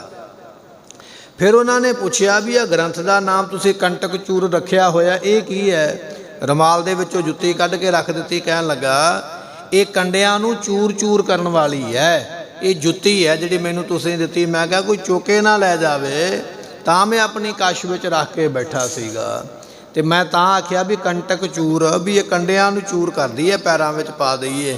ਇਹ ਗ੍ਰੰਥ ਕੋਈ ਨਹੀਂ, ਇਹ ਮੇਰੀ ਜੁੱਤੀ ਹੈ। ਜਦੋਂ ਐਸੇ ਲੋਕਾਂ ਨੇ ਗੱਲ ਵੇਖੀ ਲੋਕ ਹੱਸਣ ਲੱਗ ਪਏ। ਉਹ ਜਿਹੜਾ ਪੰਡਤ ਵਿਚਾਰਾ ਆਪਣੀ ਹਾਰ ਮੰਨ ਚੁੱਕਿਆ ਸੀ ਉਹ ਬੜਾ ਪਛਤਾਉਂਦਾ ਪਿਆ ਵੀ ਮੈਂ ਇੱਕ ਅਨਪੜ੍ਹ ਔਰ ਸਿੱਧਰੇ ਬੰਦੇ ਕੋਲੋਂ ਹਾਰ ਗਿਆ। ਇੰਨੀ ਵਿੱਦਿਆ ਪੜ੍ਹਨ ਵਾਲਾ, ਇੰਨੇ ਲੋਕਾਂ ਨੂੰ ਜਿੱਤਣ ਵਾਲਾ, ਬਿਨਾਂ ਹੀ ਆਪਣੇ ਹੀ ਗਿਆਨ ਦੇ ਵਿੱਚ ਆਪੇ ਹੀ ਹਾਰ ਗਿਆ ਹਾਂ। ਮਹਾਰਾਜ ਕਹਿਣ ਲੱਗੇ ਪੰਡਤ ਰੋਵੈ ਗਿਆਨ ਗਵਾਏ। ਵੱਡੇ ਵੱਡੇ ਪੰਡਤ ਵਿਦਵਾਨ ਜਿਨ੍ਹਾਂ ਨੇ ਬੜੇ ਬੜੇ ਗੁਰਮੁਖੋ ਗ੍ਰੰਥ ਪੜ੍ਹੇ, ਉਹ ਆਪਣੇ ਗਿਆਨ ਦੇ ਵਿੱਚ ਆਪੇ ਹੀ ਫਸ ਕੇ ਤੇ ਦੁਨੀਆ ਦੇ ਵਿੱਚ ਰੋਂਦੇ ਹੋਏ ਲੋਕਾਂ ਨੇ ਵੇਖੇ। ਸਤਿਗੁਰੂ ਪਾਤਸ਼ਾਹ ਕਹਿਣ ਲੱਗੇ ਸ਼ਾਹੂਕਾਰ ਇਸ ਦੁਨੀਆ ਵਿੱਚ ਸੁਖੀ ਕੋਈ ਨਹੀਂ ਹੈ। ਭਾਵੇਂ ਕੋਈ ਵਿਦਵਾਨ ਹੈ, ਭਾਵੇਂ ਕੋਈ ਅਨਪੜ੍ਹ ਹੈ, ਭਾਵੇਂ ਇਸੇ ਤਰ੍ਹਾਂ ਕੋਈ ਰਾਜਾ ਹੈ, ਤੇ ਭਾਵੇਂ ਕੋਈ ਸ਼ਕਤੀਸ਼ਾਲੀ ਪੈਗੰਬਰ ਹੈ, ਦੁਨੀਆ ਤੇ ਸਭ ਨੇ ਸਭ ਨੂੰ ਰੋਂਦਿਆਂ ਹੀ ਵੇਖਿਆ ਹੈ। ਭਾਈ ਗੁਰਦਾਸ ਜੀ ਕਹਿਣ ਲੱਗੇ ਗੋਸ਼ਟ ਗਾਂਗੇ ਤੇਲੀਏ ਪੰਡਤ ਨਾਲ ਹੋਵੇ ਜਗ ਦੇਖੈ। ਭਾਈ ਗੁਰਦਾਸ ਜੀ ਨੇ ਵੀ ਇਹ ਬਚਨ ਲਿਖਿਆ ਹੈ। ਕੋਈ ਮਤਾ ਇਹ ਸੋਚ ਲਵੇ ਵੀ ਆਪਣੇ ਕੋਲੋਂ ਮਨ ਘੜਤ ਇੱਕ ਕਹਾਣੀ ਸੁਣਾ ਦਿੱਤੀ ਹੈ। ਭਾਈ ਗੁਰਦਾਸ ਜੀ ਕਹਿਣ ਲੱਗੇ ਗੋਸ਼ਟ ਹੋਈ ਗਾਂਗੇ ਤੇਲੀ ਦੇ ਨਾਲ, ਸਾਰਾ ਜੱਗ ਵੇਖਦਾ ਪਿਆ ਰਾਜੇ ਦੇ ਦਰਬਾਰ ਵਿੱਚ ਆ ਕੇ ਚਰਚਾ ਕਿਵੇਂ ਹੁੰਦੀ ਹੈ। ਖੜੀ ਕਰੇ ਇੱਕ ਉਂਗਲੀ, ਪੰਡਤ ਇੱਕ ਉਂਗਲ ਖੜੀ ਕਰਦਾ ਹੈ।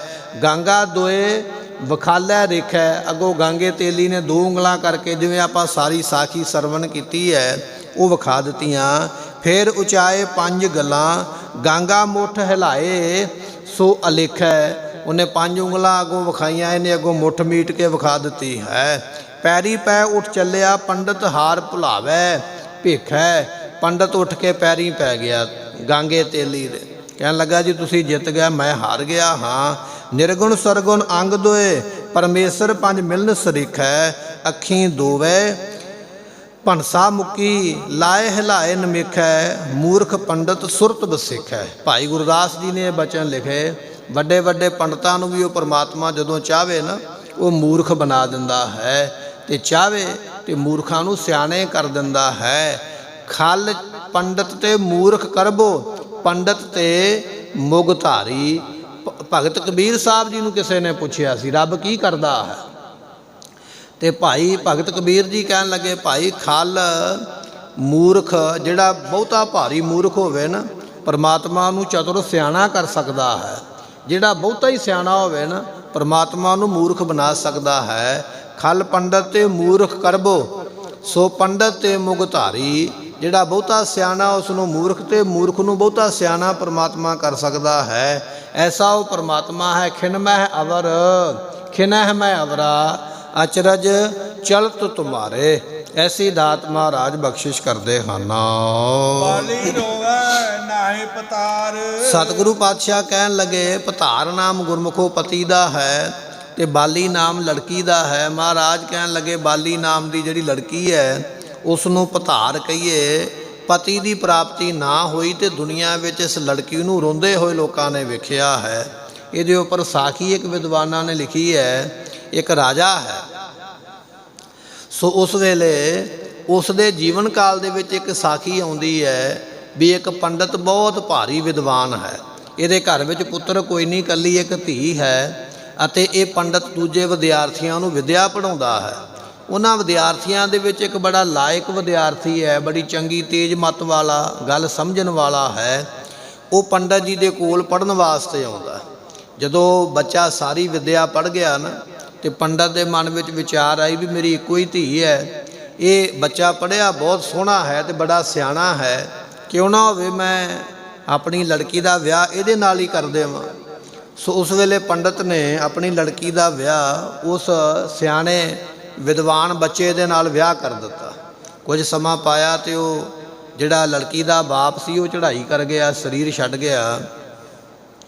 ਔਰ ਇਹ ਜਿਹੜੀ ਲੜਕੀ ਹੈ ਪੰਡਤ ਦੇ ਵਿਦਿਆਰਥੀ ਦੇ ਨਾਲ ਵਿਆਹੀ ਹੋਈ ਹੈ। ਕੁਝ ਸਮਾਂ ਪਾ ਕੇ ਇਹਦਾ ਜੀਵਨ ਜਿਹੜਾ ਹੈ ਉਹ ਗਿਰ ਗਿਆ, ਮਾੜੇ ਜੀਵਨ ਵਾਲੀ ਬਣ ਗਈ, ਕੁਕਰਮ ਨੂੰ ਕਰਨ ਲੱਗ ਪਈ, ਮਾੜਾ ਸੁਭਾਅ ਉਸ ਵੇਲੇ ਬਣਾ ਲਿਆ, ਆਪਣੇ ਜੱਤ ਸੱਤ ਵਿੱਚ ਕਾਇਮ ਨਹੀਂ ਰਹੀ ਹੈ।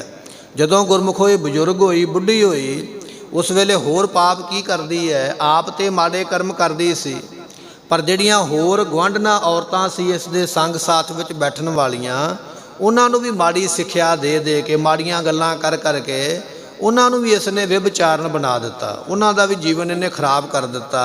ਮਾੜੀਆਂ ਗੱਲਾਂ ਦੱਸ ਕੇ, ਮਾੜੀਆਂ ਗੱਲਾਂ ਕਰ ਕਰਕੇ ਉਹਨਾਂ ਦੇ ਚਰਿੱਤਰ ਵੀ ਇਸ ਨੇ ਖਤਮ ਕਰ ਦਿੱਤੇ। ਸਮਾਂ ਪਿਆ, ਇਸ ਲੜਕੀ ਦੀ ਮੌਤ ਹੋਈ। ਅਗਲੇ ਜਨਮ ਦੇ ਵਿੱਚ ਰਾਜੇ ਦੇ ਘਰ ਵਿੱਚ ਜਾ ਕੇ ਇਸ ਨੇ ਫਿਰ ਜਨਮ ਲਿਆ। ਰਾਜਾ ਜਿਹੜਾ ਹੈ ਨਾਮ ਹੈ ਦਿਵੋਦਾਸ। ਦਿਵੋਦਾਸ ਰਾਜੇ ਦੇ ਘਰ ਵਿੱਚ ਇਹ ਲੜਕੀ ਜਿਹੜੀ ਹੈ ਦਿਵਿਆ ਦੇਵੀ ਬਣ ਕੇ ਜਿਹੜੀ ਹੈ ਜਨਮੀ ਹੈ। ਜਦੋਂ ਲੜਕੀ ਜਵਾਨ ਹੋਈ ਨਾ, ਰਾਜੇ ਨੇ ਇਹਦੇ ਵਾਸਤੇ ਵਰ ਲੱਭਿਆ। ਜਦੋਂ ਵਿਆਹ ਕਰਨ ਵਾਸਤੇ ਬਿਠਾਇਆ ਗਿਆ ਦੋਨਾਂ ਜਾਣਿਆਂ ਨੂੰ ਤੇ ਉਹ ਲੜਕਾ ਜਿਹੜਾ ਵਿਆਹ ਕਰਾਉਂਦਿਆਂ ਹੀ ਮਰ ਗਿਆ। ਰਾਜਾ ਬੜਾ ਹੈਰਾਨ ਹੋਇਆ ਕਿ ਅਜੇ ਤੇ ਫੇਰੇ ਹੀ ਹੋਏ ਨੇ ਜਾਂ ਹੋਣ ਲੱਗੇ ਨੇ, ਇਹ ਜਿਹੜਾ ਮੇਰਾ ਲੜਕੀ ਦਾ ਜਿਹੜਾ ਪਤੀ ਬਣਨਾ ਮਰ ਗਿਆ ਹੈ। ਥੋੜਾ ਸਮਾਂ ਬਤੀਤ ਹੋਇਆ, ਰਾਜੇ ਨੇ ਫਿਰ ਕੋਈ ਹੋਰ ਘਰ ਵੇਖਿਆ। ਜਦੋਂ ਵਿਆਹ ਕਰਨ ਲੱਗਿਆ ਕਰੇ ਉਹ ਲਾੜਾ ਜਿਹੜਾ ਆਇਆ ਕਰੇ ਉਹ ਮਰ ਜਾਇਆ ਕਰੇ। ਇੱਕ ਨਹੀਂ 21 ਲੜਕੇ ਜਿਹੜੇ ਸਨ ਇਸ ਤਰ੍ਹਾਂ ਇਸ ਲੜਕੀ ਨਾਲ ਵਿਆਹ ਕਰਾਉਣ ਵਾਸਤੇ ਆਏ ਤੇ 21 ਦੇ 21 ਜਦੋਂ ਵਿਆਹ ਹੋਇਆ ਕਰੇ ਉਹ ਮਰ ਜਾਇਆ ਕਰ। ਰਾਜੇ ਨੇ ਹੈਰਾਨ ਹੋ ਕੇ ਫਿਰ ਜੋਤਸ਼ੀਆਂ ਕੋਲੋਂ ਪੁੱਛਿਆ ਵੀ ਕਾਰਨ ਕੀ ਹੈ। ਉਹਨਾਂ ਨੇ ਟੇਵਾ ਲਾ ਕੇ ਜੋਤਿਸ਼ ਵਿਦਿਆ ਦੇ ਮੁਤਾਬਕ ਦੱਸਿਆ ਵੀ ਇਹ ਤੇਰੀ ਲੜਕੀ ਨੇ ਪਿਛਲੇ ਜਨਮ ਦੇ ਵਿੱਚ ਬੜੇ ਭਾਰੀ ਪਾਪ ਕੀਤੇ। ਇਹ ਆਪ ਤੇ ਕੁਕਰਮ ਕਰਦੀ ਸੀ, ਮਾੜੀ ਸਿੱਖਿਆ ਦੇ ਕੇ ਦੂਜੀਆਂ ਔਰਤਾਂ ਦੇ ਕੋਲੋਂ ਵੀ ਇਸਨੇ ਮਾੜੇ ਕਰਮ ਕਰਵਾਏ। ਉਹਨਾਂ ਦਾ ਵੀ ਜੀਵਨ ਇਸਨੇ ਖਰਾਬ ਕੀਤਾ ਹੈ ਅਤੇ ਉਹਨਾਂ ਦੇ ਘਰ ਇਹਨੇ ਤੜਵਾਏ ਨੇ। ਉਹ ਇਹਨੂੰ ਪਾਪ ਲੱਗਿਆ ਐਸਾ ਕਰਮ ਕਰਨ ਕਰਕੇ। ਹੁਣ ਤੂੰ 21 ਤੇ ਕੀ ਭਾਵੇਂ 100 ਵਿਆਹ ਵੀ ਇਹਦਾ ਕਰ ਦੇਵੇਂਗਾ ਨਾ, ਇਹਦਾ ਪਤੀ ਬਚਣਾ ਨਹੀਂ, ਇਹ ਮਰ ਹੀ ਜਾਇਆ ਕਰਨਗੇ, ਇਹਨੂੰ ਪਤੀ ਦੀ ਪ੍ਰਾਪਤੀ ਹੋਣੀ ਨਹੀਂ ਹੈ। ਰਾਜੇ ਨੇ ਇਸ ਤਰ੍ਹਾਂ ਜਾਣ ਕੇ ਇਸ ਲੜਕੀ ਨੂੰ ਆਪਣੇ ਦੇਸ਼ ਵਿੱਚੋਂ ਦੇਸ਼ ਨਿਕਾਲਾ ਦੇ ਦਿੱਤਾ, ਕੱਢ ਦਿੱਤਾ ਆਪਣੇ ਦੇਸ਼ ਵਿੱਚੋਂ, ਚਲੇ ਜਾ, ਇਹ ਪਾਪਣ ਹੈ ਜਿਹਨੇ ਇੰਨੇ ਕੁਕਰਮ ਕੀਤੇ। ਇਹ ਲੜਕੀ ਜਦੋਂ ਰਾਜ ਭਾਗ ਵਿੱਚੋਂ ਬਾਹਰ ਚਲੇਗੀ ਨਾ ਤੇ ਕਿਸੇ ਰੁੱਖ ਦੇ ਥੱਲੇ ਬਹਿ ਕੇ ਰੋਂਦੀ ਪਈ ਹੈ, ਆਪਣੇ ਕੀਤੇ ਹੋਏ ਕਰਮ ਦੇ ਉੱਪਰ ਪਛਤਾਉਂਦੀ ਪਈ ਹੈ। ਇਸ ਰੁੱਖ ਦੇ ਉੱਪਰ ਇੱਕ ਤੋਤਾ ਤੇ ਮੈਨਾ ਬੈਠੇ ਹੋਏ। ਮੈਨਾ ਨੇ ਉਸ ਵੇਲੇ ਤੋਤੇ ਨੂੰ ਪੁੱਛਿਆ, ਕਹਿਣ ਲੱਗੀ ਵੀ ਇਹ ਰੁੱਖ ਦੇ ਥੱਲੇ ਲੜਕੀ ਰੋਂਦੀ ਕਿਉਂ ਹੈ। ਉਸ ਵੇਲੇ ਤੋਤੇ ਨੇ ਇਸ ਦੇ ਪਿਛਲੇ ਜੀਵਨ ਦੀ ਸਾਰੀ ਕਹਾਣੀ ਜਿਹੜੀ ਹੈ ਉਹ ਮੈਨਾ ਨੂੰ ਸੁਣਾਈ। ਕਹਿਣ ਲੱਗਾ ਇਸ ਨੇ ਪਿਛਲੇ ਜਨਮ ਦੇ ਵਿੱਚ ਐਸੇ ਪਾਪ ਕੀਤੇ ਨੇ, ਹੁਣ ਇਸ ਨੂੰ ਪਤੀ ਦੀ ਪ੍ਰਾਪਤੀ ਨਹੀਂ ਹੋਈ ਹੈ, ਇਸ ਕਰਕੇ ਹੁਣ ਇਹ ਰੋਂਦੀ ਪਈ ਹੈ। ਮਹਾਰਾਜ ਕਹਿਣ ਲੱਗੇ ਬਾਲੀ ਰੋਵੈ ਨਾਹੇ ਪਤਾਰ। ਬਾਲੀ ਨਾਮ ਲੜਕੀ ਦਾ ਉਹ ਲੜਕੀ ਸਾਰੀ ਉਮਰ ਰੋਂਦੀ ਰਹੀ, ਉਸ ਨੂੰ ਪਤਾ ਹੀ ਨਹੀਂ ਮਿਲਿਆ ਹੈ। ਐਸੀ ਹਾਲਤ ਬਣੀ ਹੈ ਕਿਉਂਕਿ ਬਚਨ ਮਹਾਰਾਜ ਜੀ ਦਾ, ਨਾਨਕ ਦੁਖੀਆ ਸਭ ਸੰਸਾਰ, ਇਹ ਸਾਰੀ ਦੁਨੀਆ ਹੀ ਗੁਰਮੁਖੋ ਦੁਖੀ ਹੈ, ਕੋਈ ਦੁਨੀਆ ਵਿੱਚ ਸੁਖੀ ਨਹੀਂ ਹੈ। ਫਿਰ ਮਹਾਰਾਜ ਫਰਮਾਉਂਦੇ ਹਨ, ਬਾਲੀ ਰੋਵੈ ਨਾਹੇ ਪਤਾਰ। ਗੁਰਮੁਖੋ ਬਾਲੀ ਨਾਮ ਦਾ ਇੱਕ ਰਾਜਾ ਹੋਇਆ ਪਹਿਲੇ ਸਮੇਂ ਦੇ ਵਿੱਚ।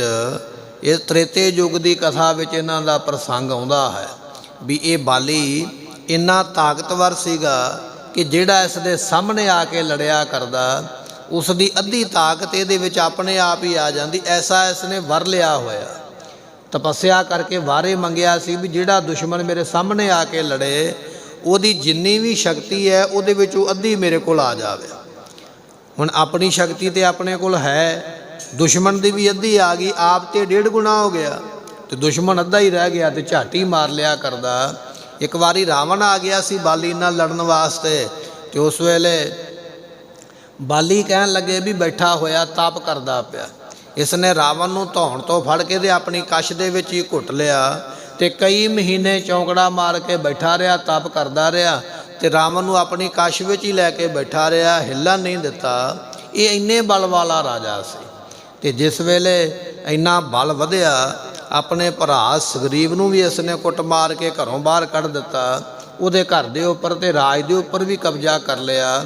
ਉਸ ਵੇਲੇ ਸੁਗਰੀਵ ਜੀ ਫਿਰ ਭਗਵਾਨ ਰਾਮਚੰਦਰ ਦੀ ਸ਼ਰਨ ਵਿੱਚ ਆਏ, ਜੀ ਮੇਰੇ ਭਰਾ ਨੇ ਮੈਨੂੰ ਮਾਰ ਕੁੱਟ ਕੇ ਕੱਢਿਆ, ਮੇਰਾ ਰਾਜ ਭਾਗ ਵੀ ਦੱਬ ਲਿਆ ਹੈ, ਮੇਰੀ ਘਰਵਾਲੀ ਨੂੰ ਵੀ ਆਪਣੇ ਮਹਿਲਾਂ ਵਿੱਚ ਲੈ ਗਿਆ ਹੈ, ਮੈਨੂੰ ਰਾਜ ਭਾਗ ਵੀ ਦਵਾਓ ਔਰ ਮੇਰੀ ਰੱਖਿਆ ਵੀ ਕਰੋ। ਉਸ ਵੇਲੇ ਭਗਵਾਨ ਰਾਮ ਜੀ ਨੇ ਆਖਿਆ, ਕਹਿਣ ਲੱਗੇ ਸੁਗਰੀਵ ਅਸੀਂ ਤੇਰੇ ਭਰਾ ਦੇ ਨਾਲ ਸਾਹਮਣੇ ਹੋ ਕੇ ਜੰਗ ਨਹੀਂ ਕਰ ਸਕਾਂਗੇ, ਕਿਉਂਕਿ ਉਸ ਨੂੰ ਵਰ ਮਿਲਿਆ ਹੈ ਜਿਹੜਾ ਸਾਹਮਣੇ ਹੋ ਕੇ ਲੜੇ, ਉਸ ਦੀ ਅੱਧੀ ਤਾਕਤ ਇਹਦੇ ਵਿੱਚ ਆ ਜਾਣੀ ਹੈ। ਅਸੀਂ ਰੁੱਖ ਦੇ ਓਹਲੇ ਖੜ ਕੇ ਤੀਰ ਮਾਰਾਂਗੇ, ਤੂੰ ਆਪਣੇ ਭਰਾ ਨੂੰ ਕਿਵੇਂ ਨਾ ਕਿਵੇਂ ਇੱਥੇ ਮੈਦਾਨ ਵਿੱਚ ਲੈ ਕੇ ਆ। ਉਸ ਵੇਲੇ ਸੁਗਰੀਵ ਜਿਹੜਾ ਹੈ ਆਪਣੇ ਭਰਾ ਨੂੰ, ਬਾਲੀ ਨੂੰ ਫਿਰ ਬਾਹਰ ਜੰਗ ਮੈਦਾਨ ਵਿੱਚ ਲੈ ਕੇ ਆਇਆ। ਭਗਵਾਨ ਰਾਮ ਜੀਆਂ ਨੇ ਲੁੱਕ ਕੇ ਤੀਰ ਮਾਰ ਕੇ ਇਸ ਬਾਲੀ ਨੂੰ ਮਾਰਿਆ। ਜਦੋਂ ਬਾਲੀ ਮਰਦਾ ਪਿਆ, ਜਾਨ ਨਿਕਲਦੀ ਪਈ ਹੈ, ਬਾਲੀ ਦੇ ਮੂੰਹੋਂ ਬਚਨ ਨਿਕਲ ਗਿਆ, ਕਹਿਣ ਲੱਗਾ ਭਾਵੇਂ ਤੁਸੀਂ ਕਿੰਨੇ ਵੀ ਸ਼ਕਤੀਸ਼ਾਲੀ ਹੋ, ਪਰ ਗੱਲ ਤੇ ਤਾਂ ਬਣਦੀ ਜੇ ਮੇਰੇ ਸਾਹਮਣੇ ਹੋ ਕੇ ਤੁਸੀਂ ਜੰਗ ਕਰਦੇ। ਇਹ ਕੈਰਾਂ ਦੇ ਵਾਂਗ ਲੋਕੇ ਤੀਰ ਮਾਰਿਆ, ਸੂਰਮਿਆਂ ਵਾਲਾ ਕੰਮ ਨਹੀਂ ਹੈ। ਮੇਰੇ ਮਨ ਵਿੱਚ ਅਜੇ ਬਦਲੇ ਦੀ ਭਾਵਨਾ ਹੈ। ਉਸ ਵੇਲੇ ਭਗਵਾਨ ਰਾਮ ਜੀ ਕਹਿਣ ਲੱਗੇ ਕੋਈ ਗੱਲ ਨਹੀਂ, ਜਿਵੇਂ ਅਸੀਂ ਤੇਰੇ ਤੀਰ ਮਾਰਿਆ, ਲੋਕੇ ਤੇਰੇ ਪ੍ਰਾਣ ਨਿਕਲੇ ਨੇ, ਤੂੰ ਸਾਡੇ ਕੋਲੋਂ ਬਦਲਾ ਲੈਣਾ ਚਾਹੁੰਦਾ ਹੈ, ਤੂੰ ਅਗਲੇ ਜਨਮ ਦੇ ਵਿੱਚ ਆ ਜਾਵੀਂ, ਅਸੀਂ ਭਗਵਾਨ ਕ੍ਰਿਸ਼ਨ ਦੇ ਰੂਪ ਦੇ ਵਿੱਚ ਆਵਾਂਗੇ, ਉਦੋਂ ਤੇਰੇ ਤੀਰ ਦੇ ਨਾਲ ਸਾਡੀ ਮੌਤ ਹੋਵੇਗੀ। ਤੇ ਭਗਵਾਨ ਕ੍ਰਿਸ਼ਨ ਜੀ ਜਦੋਂ ਬਾਗ ਦੇ ਵਿੱਚ ਲੰਮੇ ਪਏ ਸਨ, ਗੋਡੇ ਦੇ ਉੱਪਰ ਲੱਤ ਰੱਖ ਕੇ, ਤੇ ਇਹਨਾਂ ਦੇ ਪੈਰਾਂ ਵਿੱਚ ਪਦਮ ਦਾ ਨਿਸ਼ਾਨ ਜਦੋਂ ਚਮਕਿਆ ਹੈ, ਤੇ ਇਹ ਜਿਹੜਾ ਬਾਲੀ ਹੈ ਇਹ ਸ਼ਿਕਾਰੀ ਸੀ। ਉਸ ਵੇਲੇ ਇਸ ਨੇ ਵੇਖਿਆ ਵੀ ਸ਼ਾਇਦ ਕੋਈ ਜਾਨਵਰ ਦੀਆਂ, ਹਿਰਨ ਦੀਆਂ ਅੱਖਾਂ ਚਮਕਦੀਆਂ ਪਈਆਂ, ਤੀਰ ਮਾਰਿਆ ਤੇ ਭਗਵਾਨ ਜੀਆਂ ਦੇ ਪੈਰ ਤੇ ਵੱਜਾ ਸੀ। ਫਿਰ ਬੜਾ ਭਾਰੀ ਰੋਇਆ ਜਾ ਕੇ, ਜੀ ਮੇਰੇ ਕੋਲੋਂ ਗਲਤੀ ਹੋ ਗਈ ਹੈ। ਉਹ ਕਹਿਣ ਲੱਗੇ ਕੋਈ ਗੱਲ ਨਹੀਂ, ਇਹ ਪਿਛਲੇ ਜਨਮ ਦਾ ਆਪਣਾ ਹਿਸਾਬ ਕਿਤਾਬ ਹੈ, ਅਸੀਂ ਤੈਨੂੰ ਲੋਕੇ ਤੀਰ ਮਾਰਿਆ, ਤੇਰੀ ਜਾਨ ਨਿਕਲੀ ਹੈ, ਤੂੰ ਸਾਡੇ ਤੀਰ ਮਾਰਿਆ, ਹੁਣ ਅਸੀਂ ਵੀ ਦੁਨੀਆ ਛੱਡ ਜਾਵਾਂਗੇ, ਤੇਰਾ ਹਿਸਾਬ ਕਿਤਾਬ ਅਸੀਂ ਬਰਾਬਰ ਕਰਕੇ ਚੱਲੇ ਹਾਂ। ਮਹਾਰਾਜ ਉਸ ਘਟਨਾ ਦਾ ਇੱਥੇ ਜ਼ਿਕਰ ਕਰਦੇ, ਕਹਿਣ ਲੱਗੇ ਬਾਲੀ ਰੋਵੈ ਨਾਹੇ ਪਤਾਰ। ਜਿਹੜਾ ਬਾਲੀ ਰਾਜਾ ਹੈ, ਜਦੋਂ ਉਹਨੂੰ ਮਾਰਿਆ ਭਗਵਾਨ ਰਾਮ ਜੀਆਂ ਨੇ, ਉਹਦੀ ਘਰਵਾਲੀ ਦਾ ਨਾਮ ਸੀ ਤਾਰਾ ਰਾਣੀ।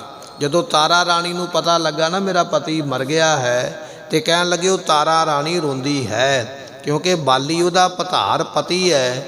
ਆਪਣੇ ਪਤੀ ਦੇ ਮਰ ਜਾਣ ਦੀ ਖਬਰ ਸੁਣ ਕੇ ਉਹਦੀ ਜਿਹੜੀ ਇਸਤਰੀ ਹੈ, ਬਾਲੀ ਨਾਮ ਇਸਤਰੀ ਦਾ ਇੱਥੇ ਆਪਾਂ ਲਵਾਂਗੇ, ਉਸ ਰਾਜੇ ਦੀ ਇਸਤਰੀ ਰੋਂਦੀ ਪਈ ਹੈ। ਮਹਾਰਾਜ ਕਹਿਣ ਲੱਗੇ ਵੇਖੋ ਇਸ ਤਰ੍ਹਾਂ ਦਾ ਵੀ ਦੁਨੀਆ ਵਿੱਚ ਕਾਰਨਾਮਾ ਹੋਇਆ ਹੈ। ਕਿੱਥੇ ਉਹ ਬਾਲੀ ਰਾਜਾ ਜਦੋਂ ਬੈਠਦਾ ਹੈ, ਰਾਵਣ ਨੂੰ ਆਪਣੀ ਕੱਛ ਵਿੱਚ ਲੈ ਕੇ ਬੈਠ ਜਾਂਦਾ ਤੇ ਹਿੱਲਣ ਨਹੀਂ ਦਿੰਦਾ, ਇੰਨਾ ਤਾਕਤ ਵਾਲਾ ਹੈ। ਕਿੱਥੇ ਅੱਜ ਉਹ ਮਰਿਆ ਤੇ ਉਹਦੀ ਘਰਵਾਲੀ ਰਾਣੀ ਜਿਹੜੀ ਤਾਰਾ ਉਹ ਰੋਂਦੀ ਪਈ ਹੈ। ਪਾਤਸ਼ਾਹ ਕਹਿਣ ਲੱਗੇ ਸ਼ਾਹੂਕਾਰ ਜੀ ਦੁਖੀ ਨਾ ਹੋ, ਇਹ ਸਾਰੀ ਦੁਨੀਆ ਹੈ ਹੀ ਇਸ ਤਰ੍ਹਾਂ ਦੀ ਹੈ, ਇੱਥੇ ਸਾਰੀ ਦੁਨੀਆ ਰੋਂਦੀ ਲੋਕਾਂ ਨੇ ਵੇਖੀ ਹੈ। ਮਹਾਰਾਜ ਫਿਰ ਫਰਮਾਉਂਦੇ ਹਨ, ਬਾਲੀ ਰੋਵੈ ਨਾਹੇ ਪਤਾਰ। ਗੁਰਮੁਖੋ ਬਾਲੀ ਦਾ ਤੀਜਾ ਅਰਥ ਵਿਦਵਾਨਾਂ ਨੇ ਇਹ ਵੀ ਕੀਤਾ ਹੈ ਕਿ ਇੱਕ ਦੂਲੋ ਦੇਵੀ ਨਾਮ ਦੀ ਇਸਤਰੀ ਹੋਈ ਹੈ ਸਤਿਯੁਗ ਦੇ ਸਮੇਂ ਦੇ ਵਿੱਚ। ਉਸਨੇ ਭਗਵਾਨ ਵਿਸ਼ਨੂੰ ਜੀ ਨੂੰ ਜਾ ਕੇ ਆਖਿਆ ਸੀ ਕਿ ਮੇਰੇ ਨਾਲ ਤੁਸੀਂ ਵਿਆਹ ਕਰਵਾ ਲਓ, ਮੈਂ ਤੁਹਾਡੇ ਨਾਲ ਵਿਆਹ ਕਰਵਾਉਣਾ ਚਾਹੁੰਦੀ ਹਾਂ। ਤੇ ਭਗਵਾਨ ਵਿਸ਼ਨੂੰ ਜੀ ਕਹਿਣ ਲੱਗੇ, ਕਹਿੰਦੇ ਵਿਆਹ ਤੇਰੇ ਨਾਲ ਕਰਵਾਵਾਂਗੇ, ਪਰ ਇੱਕ ਸਵਾਸ ਬੀਜ ਨਾਮ ਦਾ ਦੈਂਤ ਹੈ। ਸਵਾਸ ਬੀਜ ਇਸ ਦੈਂਤ ਦਾ ਨਾਮ ਸੀ। ਜਿਵੇਂ ਰਕਤ ਬੀਜ ਹੋਇਆ ਨਾ, ਰਕਤ ਬੀਜ ਦਾ ਨਾਮ ਤਾਂ ਪਿਆ ਸੀ ਕਿ ਉਸਨੇ ਵਰ ਮੰਗਿਆ ਸੀ, ਜਿੰਨੇ ਮੇਰੇ ਖੂਨ ਦੀਆਂ ਬੂੰਦਾਂ, ਰਤ ਦੀਆਂ ਬੂੰਦਾਂ ਧਰਤੀ ਤੇ ਡੁੱਲਣ, ਉਨੇ ਹੀ ਮੇਰੇ ਅੱਗੇ ਸਰੀਰ ਬਣ ਜਾਣ, ਤਾਂ ਉਹਨੂੰ ਰਕਤ ਬੀਜ ਕਿਹਾ ਜਾਂਦਾ। ਇਹਨੂੰ ਸਵਾਸ ਬੀਜ ਤਾਂ ਕਿਹਾ ਜਾਂਦਾ ਸੀ, ਜਦੋਂ ਚਾਹੁੰਦਾ ਸੀ ਆਪਣੇ ਸਾਹਾਂ ਨਾਲ ਹੀ ਆਪਣੇ ਵਰਗੇ ਹੋਰ ਦੈਂਤ ਪੈਦਾ ਕਰ ਲੈਂਦਾ। ਉਸ ਵੇਲੇ ਭਗਵਾਨ ਜੀ ਕਹਿਣ ਲੱਗੇ, ਇਸ ਬਾਲੀ ਨਾਮ ਦੀ ਦੇਵੀ, ਇਹ ਜਿਹੜੀ ਲੜਕੀ ਹੈ ਦੂਲੋ ਦੇਵੀ, ਕਹਿਣ ਲੱਗੇ ਭਗਵਾਨ ਜੀ ਵੀ ਜਾ ਤੂੰ ਉਹਨੂੰ ਮਾਰ ਕੇ ਆ, ਸਵਾਸ ਬੀਜ ਨੂੰ, ਜੇ ਤੂੰ ਮਾਰ ਲਵੇਂਗੀ ਤੇ ਮੈਂ ਤੇਰੇ ਨਾਲ ਵਿਆਹ ਕਰਵਾਵਾਂਗਾ। ਉਸ ਵੇਲੇ ਦੂਲੋ ਦੇਵੀ ਗੁਰਮੁਖੋ ਸ਼ਸਤਰ ਸਜਾ ਕੇ ਬੜਾ ਭਾਰੀ ਇਸਨੇ ਸਵਾਸ ਬੀਜ ਦੇ ਨਾਲ ਜੰਗ ਕੀਤਾ, ਪਰ ਉਸ ਨੂੰ ਮਾਰ ਨਹੀਂ ਸਕੀ, ਕਿਉਂਕਿ ਉਹ ਜਿੰਨੇ ਸਾਹ ਲੈਂਦਾ ਉਹਨੇ ਅੱਗੇ ਆਪਣੇ ਹੋਰ ਸਰੀਰ ਬਣਾ ਲਿਆ ਕਰੇ। ਲੜਦਿਆਂ ਲੜਦਿਆਂ ਅੱਕ ਗਈ, ਥੱਕ ਗਈ, ਮਾਰ ਨਹੀਂ ਸਕੀ ਹੈ। ਪਰ ਇਸ ਲੜਕੀ ਨੂੰ ਭਗਵਾਨ ਦੀ ਪ੍ਰਾਪਤੀ ਨਾ ਹੋਈ, ਵਿਆਹ ਨਾ ਕਰਵਾ ਸਕੀ ਹੈ। ਮਹਾਰਾਜ ਕਹਿਣ ਲੱਗੇ, ਬਾਲੀ ਰੋਵੈ ਨਾਹੇ ਪਤਾਰ। ਉਹ ਬਾਲੀ ਨਾਮ ਇਸਤਰੀ ਜਿਸ ਦਾ ਨਾਮ ਹੈ ਦੂਲੋ ਦੇਵੀ, ਉਸ ਨੂੰ ਭਗਵਾਨ ਵਿਸ਼ਨੂੰ ਜੀ ਪਤੀ ਰੂਪ ਦੇ ਵਿੱਚ ਨਹੀਂ ਮਿਲੇ। ਉਹ ਵੀ ਦੁਨੀਆ ਦੇ ਵਿੱਚ ਰੋਂਦੀ ਹੋਈ ਲੋਕਾਂ ਨੇ ਵੇਖੀ ਹੈ। ਐਸੀ ਹਾਲਤ ਇਸ ਦੁਨੀਆ ਵਿੱਚ ਬਣੀ ਹੈ। ਨਾਨਕ ਦੁਖੀਆ ਸਭ ਸੰਸਾਰ। ਸਤਿਗੁਰੂ ਪਾਤਸ਼ਾਹ ਕਹਿਣ ਲੱਗੇ, ਉਹ ਸ਼ਾਹੂਕਾਰ ਨੂੰ ਕਹਿਣ ਲੱਗੇ, ਸ਼ਾਹੂਕਾਰ ਜੀ ਸਾਰੀ ਦੁਨੀਆ ਦੁਖੀ ਹੈ, ਇਸ ਦੁਨੀਆ ਵਿੱਚ ਸੁਖੀ ਕੋਈ ਨਹੀਂ ਹੈ। ਵੱਡੇ ਵੱਡੇ ਪੈਗੰਬਰ, ਵੱਡੇ ਵੱਡੇ ਪੀਰ ਜਿਹੜੇ ਆਪਣੇ ਆਪ ਨੂੰ ਕਹਿੰਦੇ ਸਨ, ਉਹ ਸਾਰੇ ਦੁਨੀਆ 'ਤੇ ਰੋਂਦੇ ਵੇਖੇ ਗਏ। ਰੋਵੈ ਸੇਖ, ਮਸਾਇਕ, ਪੀਰ, ਇਹ ਪਿੱਛੇ ਆਪਾਂ ਬਚਨ ਪੜ੍ਹ ਕੇ ਆਏ ਹਾਂ। ਉਹਦੇ ਉੱਪਰ ਇਹ ਘਟਨਾ ਸੁਣਾਉਂਦੇ ਕਹਿਣ ਲੱਗੇ, ਹਜ਼ਰਤ ਮੁਹੰਮਦ ਸਾਹਿਬ ਹੋਏ ਨਾ, ਇਸਲਾਮ ਧਰਮ ਦੇ ਪੈਗੰਬਰ ਸਨ, ਅਤੇ ਇਹਨਾਂ ਦਾ ਯਹੂਦੀਆਂ ਦੇ ਨਾਲ ਬੜਾ ਭਾਰੀ ਜੰਗ ਹੋਇਆ। ਜੰਗ ਦੇ ਵਿੱਚ ਯਹੂਦੀ ਜਿਹੜੇ ਸਨ ਉਹ ਜਿੱਤ ਗਏ, ਮੁਹੰਮਦ ਸਾਹਿਬ ਦੀ ਫੌਜ ਹਾਰ ਗਈ। ਉਸ ਵੇਲੇ ਕੀ ਹੋਇਆ ਕਰਦਾ ਸੀ ਕਿ ਕੁਝ ਫੌਜੀ ਜਿਹੜੇ ਸਨ ਉਹ ਇੱਕ ਨਾਟਕ ਕਰਦੇ ਸਨ ਵੀ ਮੈਂ ਤੇ ਮਰ ਗਿਆ ਹਾਂ, ਅਤੇ ਮਰ ਗਿਆ ਸਿੱਧ ਕਰਨ ਵਾਸਤੇ ਆਪਣਾ ਸਾਹ ਘੁੱਟ ਕੇ ਲੰਮੇ ਪੈ ਜਾਂਦੇ ਸਨ। ਦੁਸ਼ਮਣ ਨੂੰ ਇਸ ਗੱਲ ਦਾ ਪਤਾ ਸੀ ਵੀ ਇਹ ਮਰੇ ਨਹੀਂ ਹੁੰਦੇ, ਜਿਉਂਦੇ ਨੇ, ਪਰ ਆਪਣਾ ਸਾਹ ਘੁੱਟ ਲੈਂਦੇ ਵੀ ਪਤਾ ਲੱਗੇ ਮਰ ਗਿਆ ਤੇ ਸਾਨੂੰ ਛੱਡ ਕੇ ਚਲੇ ਜਾਣਗੇ। ਉਸ ਵੇਲੇ ਯਹੂਦੀਆਂ ਨੇ ਕੀ ਕੀਤਾ, ਆਪਣੀ ਫੌਜ ਨੂੰ ਹੁਕਮ ਕੀਤਾ ਵੀ ਜਿਹੜੇ ਲੋਕ ਮਰਨ ਦਾ ਨਾਟਕ ਕਰਦੇ ਪਏ ਨਾ, ਜਿੰਨੇ ਵੀ ਮਰੇ ਪਏ ਨੇ ਜੰਗ ਮੈਦਾਨ ਦੇ ਵਿੱਚ, ਇਹਨਾਂ ਸਾਰਿਆਂ ਦੇ ਦੰਦ ਤੋੜ ਕੇ ਵੇਖੋ, ਦੰਦਾਂ ਦੇ ਉੱਪਰ ਕੋਈ ਤਿੱਖੀ ਚੀਜ਼ ਮਾਰੋ, ਭਾਰੀ ਦੰਦ ਟੁੱਟ ਜਾਣ। ਜੇ ਤੇ ਜਿਉਂਦਾ ਹੋਇਆ ਤੇ ਫਿਰ ਤੇ ਉੱਠ ਪਵੇਗਾ, ਹਿੱਲੇਗਾ, ਅੱਗੋਂ ਕੋਈ ਨਾ ਕੋਈ ਦਰਦ ਨਾਲ ਬੋਲੇਗਾ, ਤੇ ਜੇ ਵਾਕਿਆ ਹੀ ਮਰ ਚੁੱਕਿਆ ਹੋਇਆ ਤੇ ਫਿਰ ਮਰੇ ਦੇ ਭਾਵੇਂ ਸਾਰੇ ਤੋੜ ਦਿਓ, ਉਹਨੂੰ ਕੀ ਫਰਕ ਪੈਣਾ ਹੈ। ਇਸ ਤਰ੍ਹਾਂ ਜਦੋਂ ਦੰਦ ਤੋੜਦਿਆਂ ਮੁਹੰਮਦ ਸਾਹਿਬ ਜੀ ਦੇ ਕੋਲ ਆਏ, ਇਹਦੇ ਦੰਦਾਂ ਦੇ ਉੱਪਰ ਵੀ ਆ ਕੇ ਉਹਨਾਂ ਨੇ ਤਿੱਖੀ ਚੀਜ਼ ਦਾ ਵਾਰ ਕੀਤਾ ਤੇ 2 ਦੰਦ ਟੁੱਟ ਗਏ। ਅਤੇ ਉਸ ਵੇਲੇ ਇਹ ਮੁਹੰਮਦ ਸਾਹਿਬ ਜੀ ਫਿਰ ਉੱਥੋਂ ਉੱਠ ਕੇ ਆਪਣੀ ਊਠਣੀ 'ਤੇ ਚੜ੍ਹ ਕੇ ਜਿਉਂ ਮੱਕੇ ਤੋਂ ਭੱਜੇ, ਦੌੜੇ ਆਪਣੇ ਆਪ ਨੂੰ ਬਚਾਉਣ ਵਾਸਤੇ, ਤੇ ਮਦੀਨੇ ਪਹੁੰਚ ਗਿਆ, ਜਿੱਥੇ ਇਹਨਾਂ ਦੀ ਕਬਰ ਬਣੀ ਹੈ ਨਾ, ਮੱਕਾ ਤੇ ਮਦੀਨਾ 250 ਕਿਲੋਮੀਟਰ ਦਾ ਫਰਕ ਹੈ ਮੱਕੇ ਤੇ ਮਦੀਨੇ ਦਾ। ਸੋ ਉਸ ਵੇਲੇ ਮੱਕੇ ਤੋਂ ਚੜ੍ਹੇ, ਆਪਣੇ 2 ਦੰਦ ਤੜਵਾ ਕੇ ਮੌਤ ਤੋਂ ਡਰਦਿਆਂ ਹੋਇਆ। ਗੁਰਮੁਖੋ ਮੌਤ ਦਾ ਡਰ ਤੇ ਪੈਗੰਬਰਾਂ ਨੂੰ ਵੀ ਬਣਿਆ ਰਿਹਾ ਹੈ। ਜਿਸ ਤਰ੍ਹਾਂ ਮੁਹੰਮਦ ਈਸਾ ਸਾਹਿਬ ਜੀ ਕਹਿਣ ਲੱਗੇ, ਮੌਤ ਤੋਂ ਡਰਦਿਆਂ ਨਾ, ਕਬਰ ਤੋਂ ਡਰਦਿਆਂ ਊਠ ਦੇ ਕੰਨ ਵਿੱਚ ਜਾ ਕੇ ਲੰਮੇ ਪੈ ਗਏ ਸਨ। ਕਿਸੇ ਨੇ ਪੁੱਛਿਆ, ਮੁਹੰਮਦ ਸਾਹਿਬ ਜੀ ਊਠ ਦੇ ਕੰਨ ਵਿੱਚ ਕਿਉਂ ਲੰਮੇ ਪਏ ਹੋ ਨਿੱਕੇ ਜਿਹੇ ਬਣ ਕੇ? ਕਹਿਣ ਲੱਗਾ, ਜੀ ਕਬਰ ਤੋਂ ਬੜਾ ਡਰ ਲੱਗਦਾ ਹੈ, ਕਬਰ ਵਿੱਚ ਪੈਣ ਨੂੰ ਜੀ ਨਹੀਂ ਕਰਦਾ, ਮੈਂ ਤੇ ਮੌਤ ਤੋਂ ਡਰਦਾ ਇੱਥੇ ਊਠ ਦੇ ਕੰਨ ਵਿੱਚ ਲੁਕਿਆ ਹੋਇਆ ਹਾਂ। ਇਸ ਤਰ੍ਹਾਂ ਦੇ ਦੁਨੀਆ ਵਿੱਚ ਪੈਗੰਬਰ ਹੋਏ ਜਿਹੜੇ ਕਬਰਾਂ ਤੋਂ ਡਰਦੇ ਆਪਣੇ ਆਪ ਨੂੰ ਬਚਾਉਂਦੇ ਪਏ। ਇਸ ਤਰ੍ਹਾਂ ਦੇ ਪੀਰ ਹੋਏ ਦੁਨੀਆ ਦੇ ਵਿੱਚ, ਜਿਨ੍ਹਾਂ ਨੂੰ ਲੋਕ ਬੜਾ ਸ਼ਕਤੀਸ਼ਾਲੀ ਮੰਨਦੀ ਹੈ। ਸਾਡੇ ਲੋਕ ਵੀ ਜਾ ਕੇ ਬੜਾ ਸਿਰ ਝੁਕਾਉਂਦੇ, ਉੱਥੇ ਦੀਵੇ ਬੱਤੀਆਂ ਜਗਾਉਂਦੇ ਪਏ। ਕਹਿਣ ਲੱਗੇ, ਉਹ ਵੀ ਜਾਨ ਬਚਾਉਣ ਵਾਸਤੇ ਜਾਣ ਬੁੱਝ ਕੇ ਆਖਦੇ ਵੀ ਅਸੀਂ ਮਰ ਗਏ, ਤੇ ਬੇਹੋਸ਼ ਹੋ ਕੇ ਲੰਮੇ ਪੈ ਜਾਂਦੇ। ਜਦੋਂ ਉਹਨਾਂ ਦੇ ਦੰਦ ਤੋੜ ਕੇ ਪਰਖ ਹੁੰਦੀ ਹੈ, ਫਿਰ ਊਠਣੀ 'ਤੇ ਚੜ੍ਹ ਕੇ ਜਿਉਂ ਭੱਜਦੇ, ਤੇ ਫਿਰ 250 ਕਿਲੋਮੀਟਰ ਦਾ ਸਫ਼ਰ ਕਰਕੇ ਮਦੀਨੇ ਪਹੁੰਚਦੇ। ਉਹ ਦੰਦ ਦੇ ਟੁੱਟਣ ਦੇ ਨਾਲ ਇਹੋ ਜਿਹੀ ਬਿਮਾਰੀ ਲੱਗੀ ਹਜ਼ਰਤ ਮੁਹੰਮਦ ਸਾਹਿਬ ਨੂੰ ਕਿ ਉਹ ਮਦੀਨੇ ਜਾ ਕੇ ਉਹਨਾਂ ਦਾ ਸਰੀਰ ਛੁੱਟ ਹੀ ਗਿਆ, ਮਾਰੀ ਗਏ। ਫਿਰ ਉਹਨਾਂ ਦੀ ਕਬਰ ਉੱਥੇ ਬਣੀ ਹੋਈ ਹੈ। ਇਸ ਤਰ੍ਹਾਂ ਦੇ ਵੱਡੇ ਵੱਡੇ ਜਿਹੜੇ ਪੀਰ ਸਨ ਨਾ ਗੁਰਮੁਖੋ ਸ਼ਕਤੀਸ਼ਾਲੀ, ਮੁਹੰਮਦ ਸਾਹਿਬ ਵਰਗੇ, ਈਸਾ ਵਰਗੇ, ਉਹਨਾਂ ਦੀਆਂ ਹਾਲਤਾਂ ਕੁਝ ਇਸ ਤਰ੍ਹਾਂ ਦੀਆਂ ਦੁਨੀਆ ਵਿੱਚ ਹੋਈਆਂ। ਗੁਰੂ ਨਾਨਕ ਦੇਵ ਮਹਾਰਾਜ ਬੜੇ ਸਮਰੱਥ ਨੇ, ਕਹਿਣ ਲੱਗੇ ਨਾਨਕ ਦੁਖੀਆ ਸਭ ਸੰਸਾਰ, ਭਾਈ ਸਾਰੀ ਦੁਨੀਆ ਹੀ ਇਸ ਤਰ੍ਹਾਂ ਦੇ ਦੁੱਖ ਪਾਉਂਦੀ ਪਈ ਹੈ, ਇਸ ਤਰ੍ਹਾਂ ਦੇ ਦੁੱਖ ਵਿੱਚ ਦੁਖੀ ਹੈ। ਧੰਨ ਗੁਰੂ ਗੋਬਿੰਦ ਸਿੰਘ ਮਹਾਰਾਜ ਸਾਹਿਬ ਜੀ ਚਮਕੌਰ ਦੀ ਗੜੀ ਦੇ ਵਿੱਚ ਕਮਰ ਕੱਸਾ ਲੱਗਾ, ਹੱਥ ਵਿੱਚ ਤੇਗ ਫੜੀ ਹੈ, ਜੰਗੇ ਮੈਦਾਨ ਦੇ ਵਿੱਚ ਬਾਹਰ ਨਿਕਲਣ ਲੱਗੇ। ਖਾਲਸਾ ਜੀ ਅੱਜ ਵੈਰੀ ਨਾਲ ਬੜਾ ਭਿਅੰਕਰ ਜੰਗ ਕਰਕੇ ਸੋ ਪੁਰਜਾ ਕਟ ਮਰੈ ਕਬਹੂ ਨਾ ਛੱਡੈ ਖੇਤ, ਅਸੀਂ ਜੰਗੇ ਮੈਦਾਨ ਨੂੰ ਛੱਡ ਕੇ ਨਹੀਂ ਜਾਣਾ ਹੈ। ਉਸ ਵੇਲੇ ਖਾਲਸੇ ਨੇ ਵੇਖਿਆ ਮਹਾਰਾਜ ਨੇ ਦ੍ਰਿੜ ਇਰਾਦਾ ਕਰ ਲਿਆ ਹੈ, ਇਹ ਜੰਗ ਮੈਦਾਨ ਵਿੱਚ ਜੂਝਣ ਵਾਸਤੇ ਜਾ ਰਿਹਾ। ਪੰਜ ਸਿੰਘ ਸਾਹਿਬਾਨ ਇਕੱਠੇ ਹੋ ਕੇ ਸਤਿਗੁਰਾਂ ਦੇ ਕੋਲ ਗਏ। ਉੱਠ ਕੇ ਮਹਾਰਾਜ ਖੜੇ ਹੋ ਗਏ, ਵੇਖ ਕੇ ਖਾਲਸੇ ਨੂੰ ਪੰਜਾਂ ਦੇ ਰੂਪ ਦੇ ਵਿੱਚ ਹੱਥ ਜੋੜ ਕੇ ਬਚਨ ਆਖਿਆ, ਖਾਲਸਾ ਜੀ ਕੀ ਹੁਕਮ ਹੈ? ਆਪ ਜੀ ਇਸ ਤਰ੍ਹਾਂ ਤਿਆਰ ਹੋ ਕੇ ਸਾਡੇ ਕੋਲ ਆਏ ਹੋ। ਖਾਲਸੇ ਨੇ ਹੁਕਮ ਕਰਕੇ ਆਖਿਆ, ਕਹਿਣ ਲੱਗੇ ਸਤਿਗੁਰੂ ਜੇ ਸਾਡੇ ਵਰਗੇ ਸਰੀਰ ਛੱਡ ਜਾਣਗੇ, ਪਾਤਸ਼ਾਹ ਤੁਸੀਂ ਗੁਰੂ ਤੇ ਸਮਰੱਥ ਹੋ, ਸਾਡੇ ਵਰਗੇ ਹੋਰ ਕਈ ਪਿਆਰੇ ਤਿਆਰ ਕਰ ਲਓਗੇ, ਪਰ ਮਹਾਰਾਜ ਜੇ ਤੁਸੀਂ ਜੰਗ ਵਿੱਚ ਸ਼ਹੀਦ ਹੋ ਗਏ, ਸਾਡੇ ਕੋਲੋਂ ਤੁਹਾਡੇ ਵਰਗਾ ਗੁਰੂ ਨਹੀਂ ਬਣਾਇਆ ਜਾਣਾ ਹੈ। ਇਸ ਕਰਕੇ ਖਾਲਸੇ ਦਾ ਇਹ ਹੁਕਮ ਹੈ ਕਿ ਤੁਸੀਂ ਜੰਗੇ ਮੈਦਾਨ ਵਿੱਚੋਂ ਨਿਕਲ ਜਾਓ, ਇਹ ਹੁਕਮ ਤੁਹਾਨੂੰ ਪਾਲਣਾ ਪਵੇਗਾ। ਤੁਸੀਂ ਆਪ ਹੀ ਆਪਣੇ ਸਿੱਖਾਂ ਨੂੰ ਖੁਦ ਮੁਖਤਿਆਰੀ ਬਖਸ਼ਿਸ਼ ਕੀਤੀ ਹੈ ਵੀ ਖਾਲਸੇ ਦਾ ਹੁਕਮ ਅਸੀਂ ਹਰ ਵੇਲੇ ਸਿਰ ਮੱਥੇ ਮੰਨਾਂਗੇ, ਹੁਣ ਖਾਲਸੇ ਦਾ ਹੁਕਮ ਤੁਹਾਨੂੰ ਮੰਨਣਾ ਪਵੇਗਾ। ਗੁਰੂ ਗੋਬਿੰਦ ਸਿੰਘ ਮਹਾਰਾਜ ਜੀਆਂ ਨੇ ਉਸ ਵੇਲੇ ਹੱਥ ਜੋੜ ਕੇ ਆਖਿਆ, ਕਹਿਣ ਲੱਗੇ ਖਾਲਸਾ ਜੀ ਮਨ ਤੇ ਕਰਦਾ ਸੀ ਵੀ ਇਸ ਜੰਗ ਦੇ ਵਿੱਚ ਅਸੀਂ ਵੀ ਜੂਝਦੇ, ਦੁਸ਼ਮਣ ਨੂੰ ਮਾਰ ਕੇ ਖਤਮ ਕਰਕੇ ਆਪ ਵੀ ਜੰਗੇ ਮੈਦਾਨ ਦੇ ਵਿੱਚ ਸ਼ਹੀਦੀ ਪ੍ਰਾਪਤ ਕਰਦੇ, ਪਰ ਖਾਲਸਾ ਜੀ ਤੁਹਾਡੇ ਹੁਕਮ ਨੂੰ ਮੋੜਿਆ ਨਹੀਂ ਜਾ ਸਕਦਾ ਹੈ। ਜੇ ਤੁਸੀਂ ਹੁਕਮ ਕਰਦੇ ਹੋ ਤੇ ਅਸੀਂ ਇਸ ਮੈਦਾਨ ਵਿੱਚੋਂ ਚਲੇ ਜਾਂਦੇ ਹਾਂ, ਪਰ ਚੁੱਪ ਕਰਕੇ ਨਹੀਂ ਜਾਵਾਂਗੇ, ਤਾੜੀ ਮਾਰ ਕੇ ਦੁਸ਼ਮਣ ਨੂੰ ਲਲਕਾਰ ਕੇ ਜਾਵਾਂਗੇ। ਬੋਲੇ ਸੋ ਨਿਹਾਲ। ਗੁਰਮੁਖੋ ਇਹ ਹੈ ਸਤਿਗੁਰਾਂ ਦਾ ਜੀਵਨ, ਸਤਿਗੁਰਾਂ ਦਾ ਹੌਸਲਾ, ਸਤਿਗੁਰਾਂ ਦੀ ਕੁਰਬਾਨੀ। ਇੱਕ ਪਾਸੇ ਸਤਿਗੁਰੂ ਪਾਤਸ਼ਾਹ ਕਹਿ ਰਹੇ ਨੇ ਵੀ ਜੰਗ ਵਿੱਚ ਜੂਝਣ ਨੂੰ ਮਨ ਕਰਦਾ ਹੈ, ਪਰ ਖਾਲਸਾ ਕਹਿੰਦਾ ਚਲੇ ਜਾਓ, ਤਾਂ ਵੀ ਆਖਦੇ ਪਏ ਚੁੱਪ ਕਰਕੇ ਨਹੀਂ ਜਾਣਾ ਹੈ, ਲਲਕਾਰ ਕੇ ਜਾਵਾਂਗੇ। ਜੇ ਕੋਈ ਜੰਗ ਕਰਨਾ ਚਾਹਵੇ ਤੇ ਕਰ ਵੀ ਸਕਦਾ ਹੈ, ਸ਼ਸਤਰਾਂ ਦੇ ਸਮੇਤ ਉਥੋਂ ਨਿਕਲਦੇ ਪਏ। ਦੂਸਰੇ ਪਾਸੇ ਗੁਰਮੁਖੋ ਇੱਕ ਦੁਨੀਆ ਦਾ ਮਹਾਨ ਪੈਗੰਬਰ ਜਿਸ ਨੂੰ ਕਿਹਾ ਜਾਂਦਾ ਹੈ, ਮੌਤ ਤੋਂ ਡਰਦਾ ਹੋਇਆ ਜੰਗ ਦੇ ਵਿੱਚ ਬੇਹੋਸ਼ੀ ਦਾ ਨਾਟਕ ਕਰਦਾ ਪਿਆ, ਦੰਦ ਤੋੜ ਕੇ ਦੁਸ਼ਮਣ ਵੇਖਦੇ ਪਏ ਵੀ ਇਹ ਜਿਉਂਦਾ ਹੈ ਕਿ ਮਰ ਗਿਆ ਹੈ, ਆਪਣੇ ਦੰਦ ਤੁੜਵਾ ਕੇ ਭੱਜ ਗਿਆ ਵੀ ਮੈਨੂੰ ਕੋਈ ਮਾਰ ਹੀ ਨਾ ਦੇਵੇ। ਉਹਨਾਂ ਦੰਦਾਂ ਦੇ ਦਰਦ ਦੇ ਨਾਲ ਟੁੱਟਣ ਦੀ ਬਿਮਾਰੀ ਇਹੋ ਜਿਹੀ ਲੱਗੀ ਹੈ, ਮਰਨਾ ਫਿਰ ਵੀ ਪਿਆ ਹੈ, ਪਰ ਦੌੜਿਆ ਤੇ ਹੈ ਨਾ। ਆਪਾਂ ਕਹਾਵਤ ਆਮ ਨਹੀਂ ਪੜ੍ਹਦੇ, ਮੂਸਾ ਡਰਿਆ ਮੌਤ ਤੋਂ ਅੱਗੇ, ਮੌਤ ਖੜੀ ਡਰਿਆ ਮੌਤ ਤੋਂ, ਲੁਕਿਆ ਤੇ ਜ਼ਰੂਰ ਹੈ ਪਰ ਮੌਤ ਤੋਂ ਬਚ ਕੋਈ ਨਹੀਂ ਸਕਿਆ। ਕੋਈ ਊਠ ਦੇ ਕੰਨਾਂ ਵਿੱਚ ਜਾ ਕੇ ਸੁੱਤਾ ਹੈ, ਮੈਨੂੰ ਕਬਰ ਵਿੱਚ ਨਾ ਲੰਮੇ ਪੈਣਾ ਪਵੇ, ਉਹ ਮੂਸਾ ਹੀ ਹੈ ਨਾ ਜਿਹੜਾ ਊਠ ਦੇ ਕੰਨ ਵਿੱਚ ਸੌਂਦਾ ਪਿਆ, ਕਬਰ ਵਿੱਚ ਨਾ ਸੌਣਾ ਪਵੇ। ਤੇ ਪਰ ਮੌਤ ਨੇ ਤੇ ਉਸ ਨੂੰ ਵੀ ਨਹੀਂ ਛੱਡਿਆ, ਕਬਰ ਵਿੱਚ ਤੇ ਫਿਰ ਵੀ ਲੰਮੇ ਪੈਣਾ ਪੈ ਗਿਆ। ਤਾਂ ਹੀ ਇਹ ਲੋਕ ਆਮ ਕਹਾਵਤ ਕਹਿ ਦਿੰਦੇ, ਮੂਸਾ ਡਰਿਆ ਮੌਤ ਤੋਂ ਅੱਗੇ ਮੌਤ ਖੜੀ। ਦੁਨੀਆ ਦੇ ਪੈਗੰਬਰ ਵੱਡੇ ਵੱਡੇ ਆਪਣੇ ਆਪ ਨੂੰ ਸ਼ਕਤੀਸ਼ਾਲੀ ਕਹਿਣ ਵਾਲੇ ਮੌਤ ਤੋਂ ਡਰਦਿਆਂ ਬੇਹੋਸ਼ੀ ਦਾ ਨਾਟਕ ਕਰਦੇ, ਕਿਤੇ ਜਾ ਕੇ ਸੌਂਦੇ ਪਏ ਮਰਨਾ ਨਾ ਪਵੇ, ਐਸਾ ਮੌਤ ਦਾ ਡਰ ਹੈ। ਧੰਨ ਗੁਰੂ ਗੋਬਿੰਦ ਸਿੰਘ ਮਹਾਰਾਜ ਸਾਹਿਬ ਜੀ ਜੰਗੇ ਮੈਦਾਨ ਵਿੱਚ ਆਪ ਜਾਣ ਨੂੰ ਤਿਆਰ ਹੋਏ।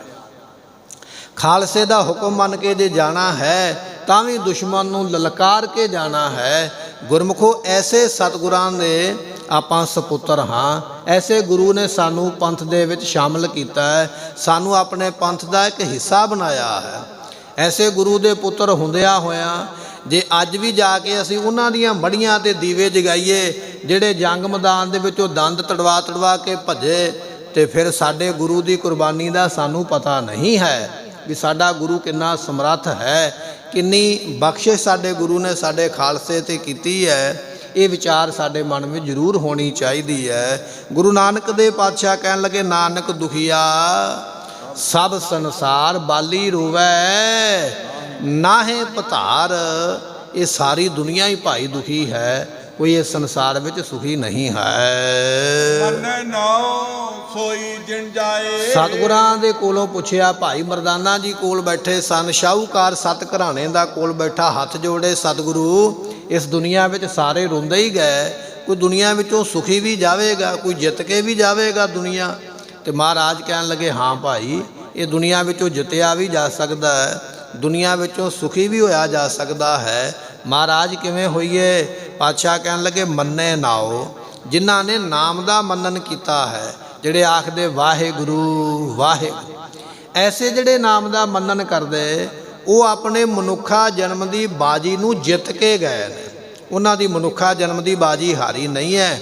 ਮਹਾਨ ਗੁਰਸਿੱਖ ਬਾਬਾ ਦੀਪ ਸਿੰਘ ਜੀਆਂ ਨੂੰ ਪਤਾ ਲੱਗਾ, ਦਮਦਮਾ ਸਾਹਿਬ ਦੀ ਧਰਤੀ ਤੇ ਦੁਸ਼ਮਣ ਨੇ ਹਰਿਮੰਦਰ ਸਾਹਿਬ ਨੂੰ ਘੇਰਾ ਪਾ ਕੇ ਨਰਾਦਰੀ ਕੀਤੀ ਹੈ। ਪਤਾ ਹੈ ਵੀ ਸਰੀਰ ਛੁੱਟ ਜਾਣਾ ਹੈ, ਉੱਥੋਂ ਚੱਲੇ ਨੇ, ਸਿੰਘਾਂ ਦਾ ਜਥਾ ਨਾਲ ਹੈ।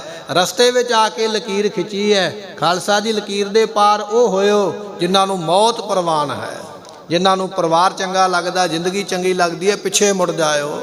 ਇਤਿਹਾਸ ਇਹ ਗੱਲ ਕਹਿੰਦਾ ਹੈ, ਬਾਬਾ ਦੀਪ ਸਿੰਘ ਦੀ ਖਿੱਚੀ ਹੋਈ ਉਸ ਲਕੀਰ ਤੋਂ ਇੱਕ ਵੀ ਸਿੱਖ ਦਾ ਪੈਰ ਪਿੱਛੇ ਨਹੀਂ ਰਿਹਾ, ਸਾਰੇ ਛਾਲਾਂ ਮਾਰ ਕੇ ਲੰਘ ਗਏ।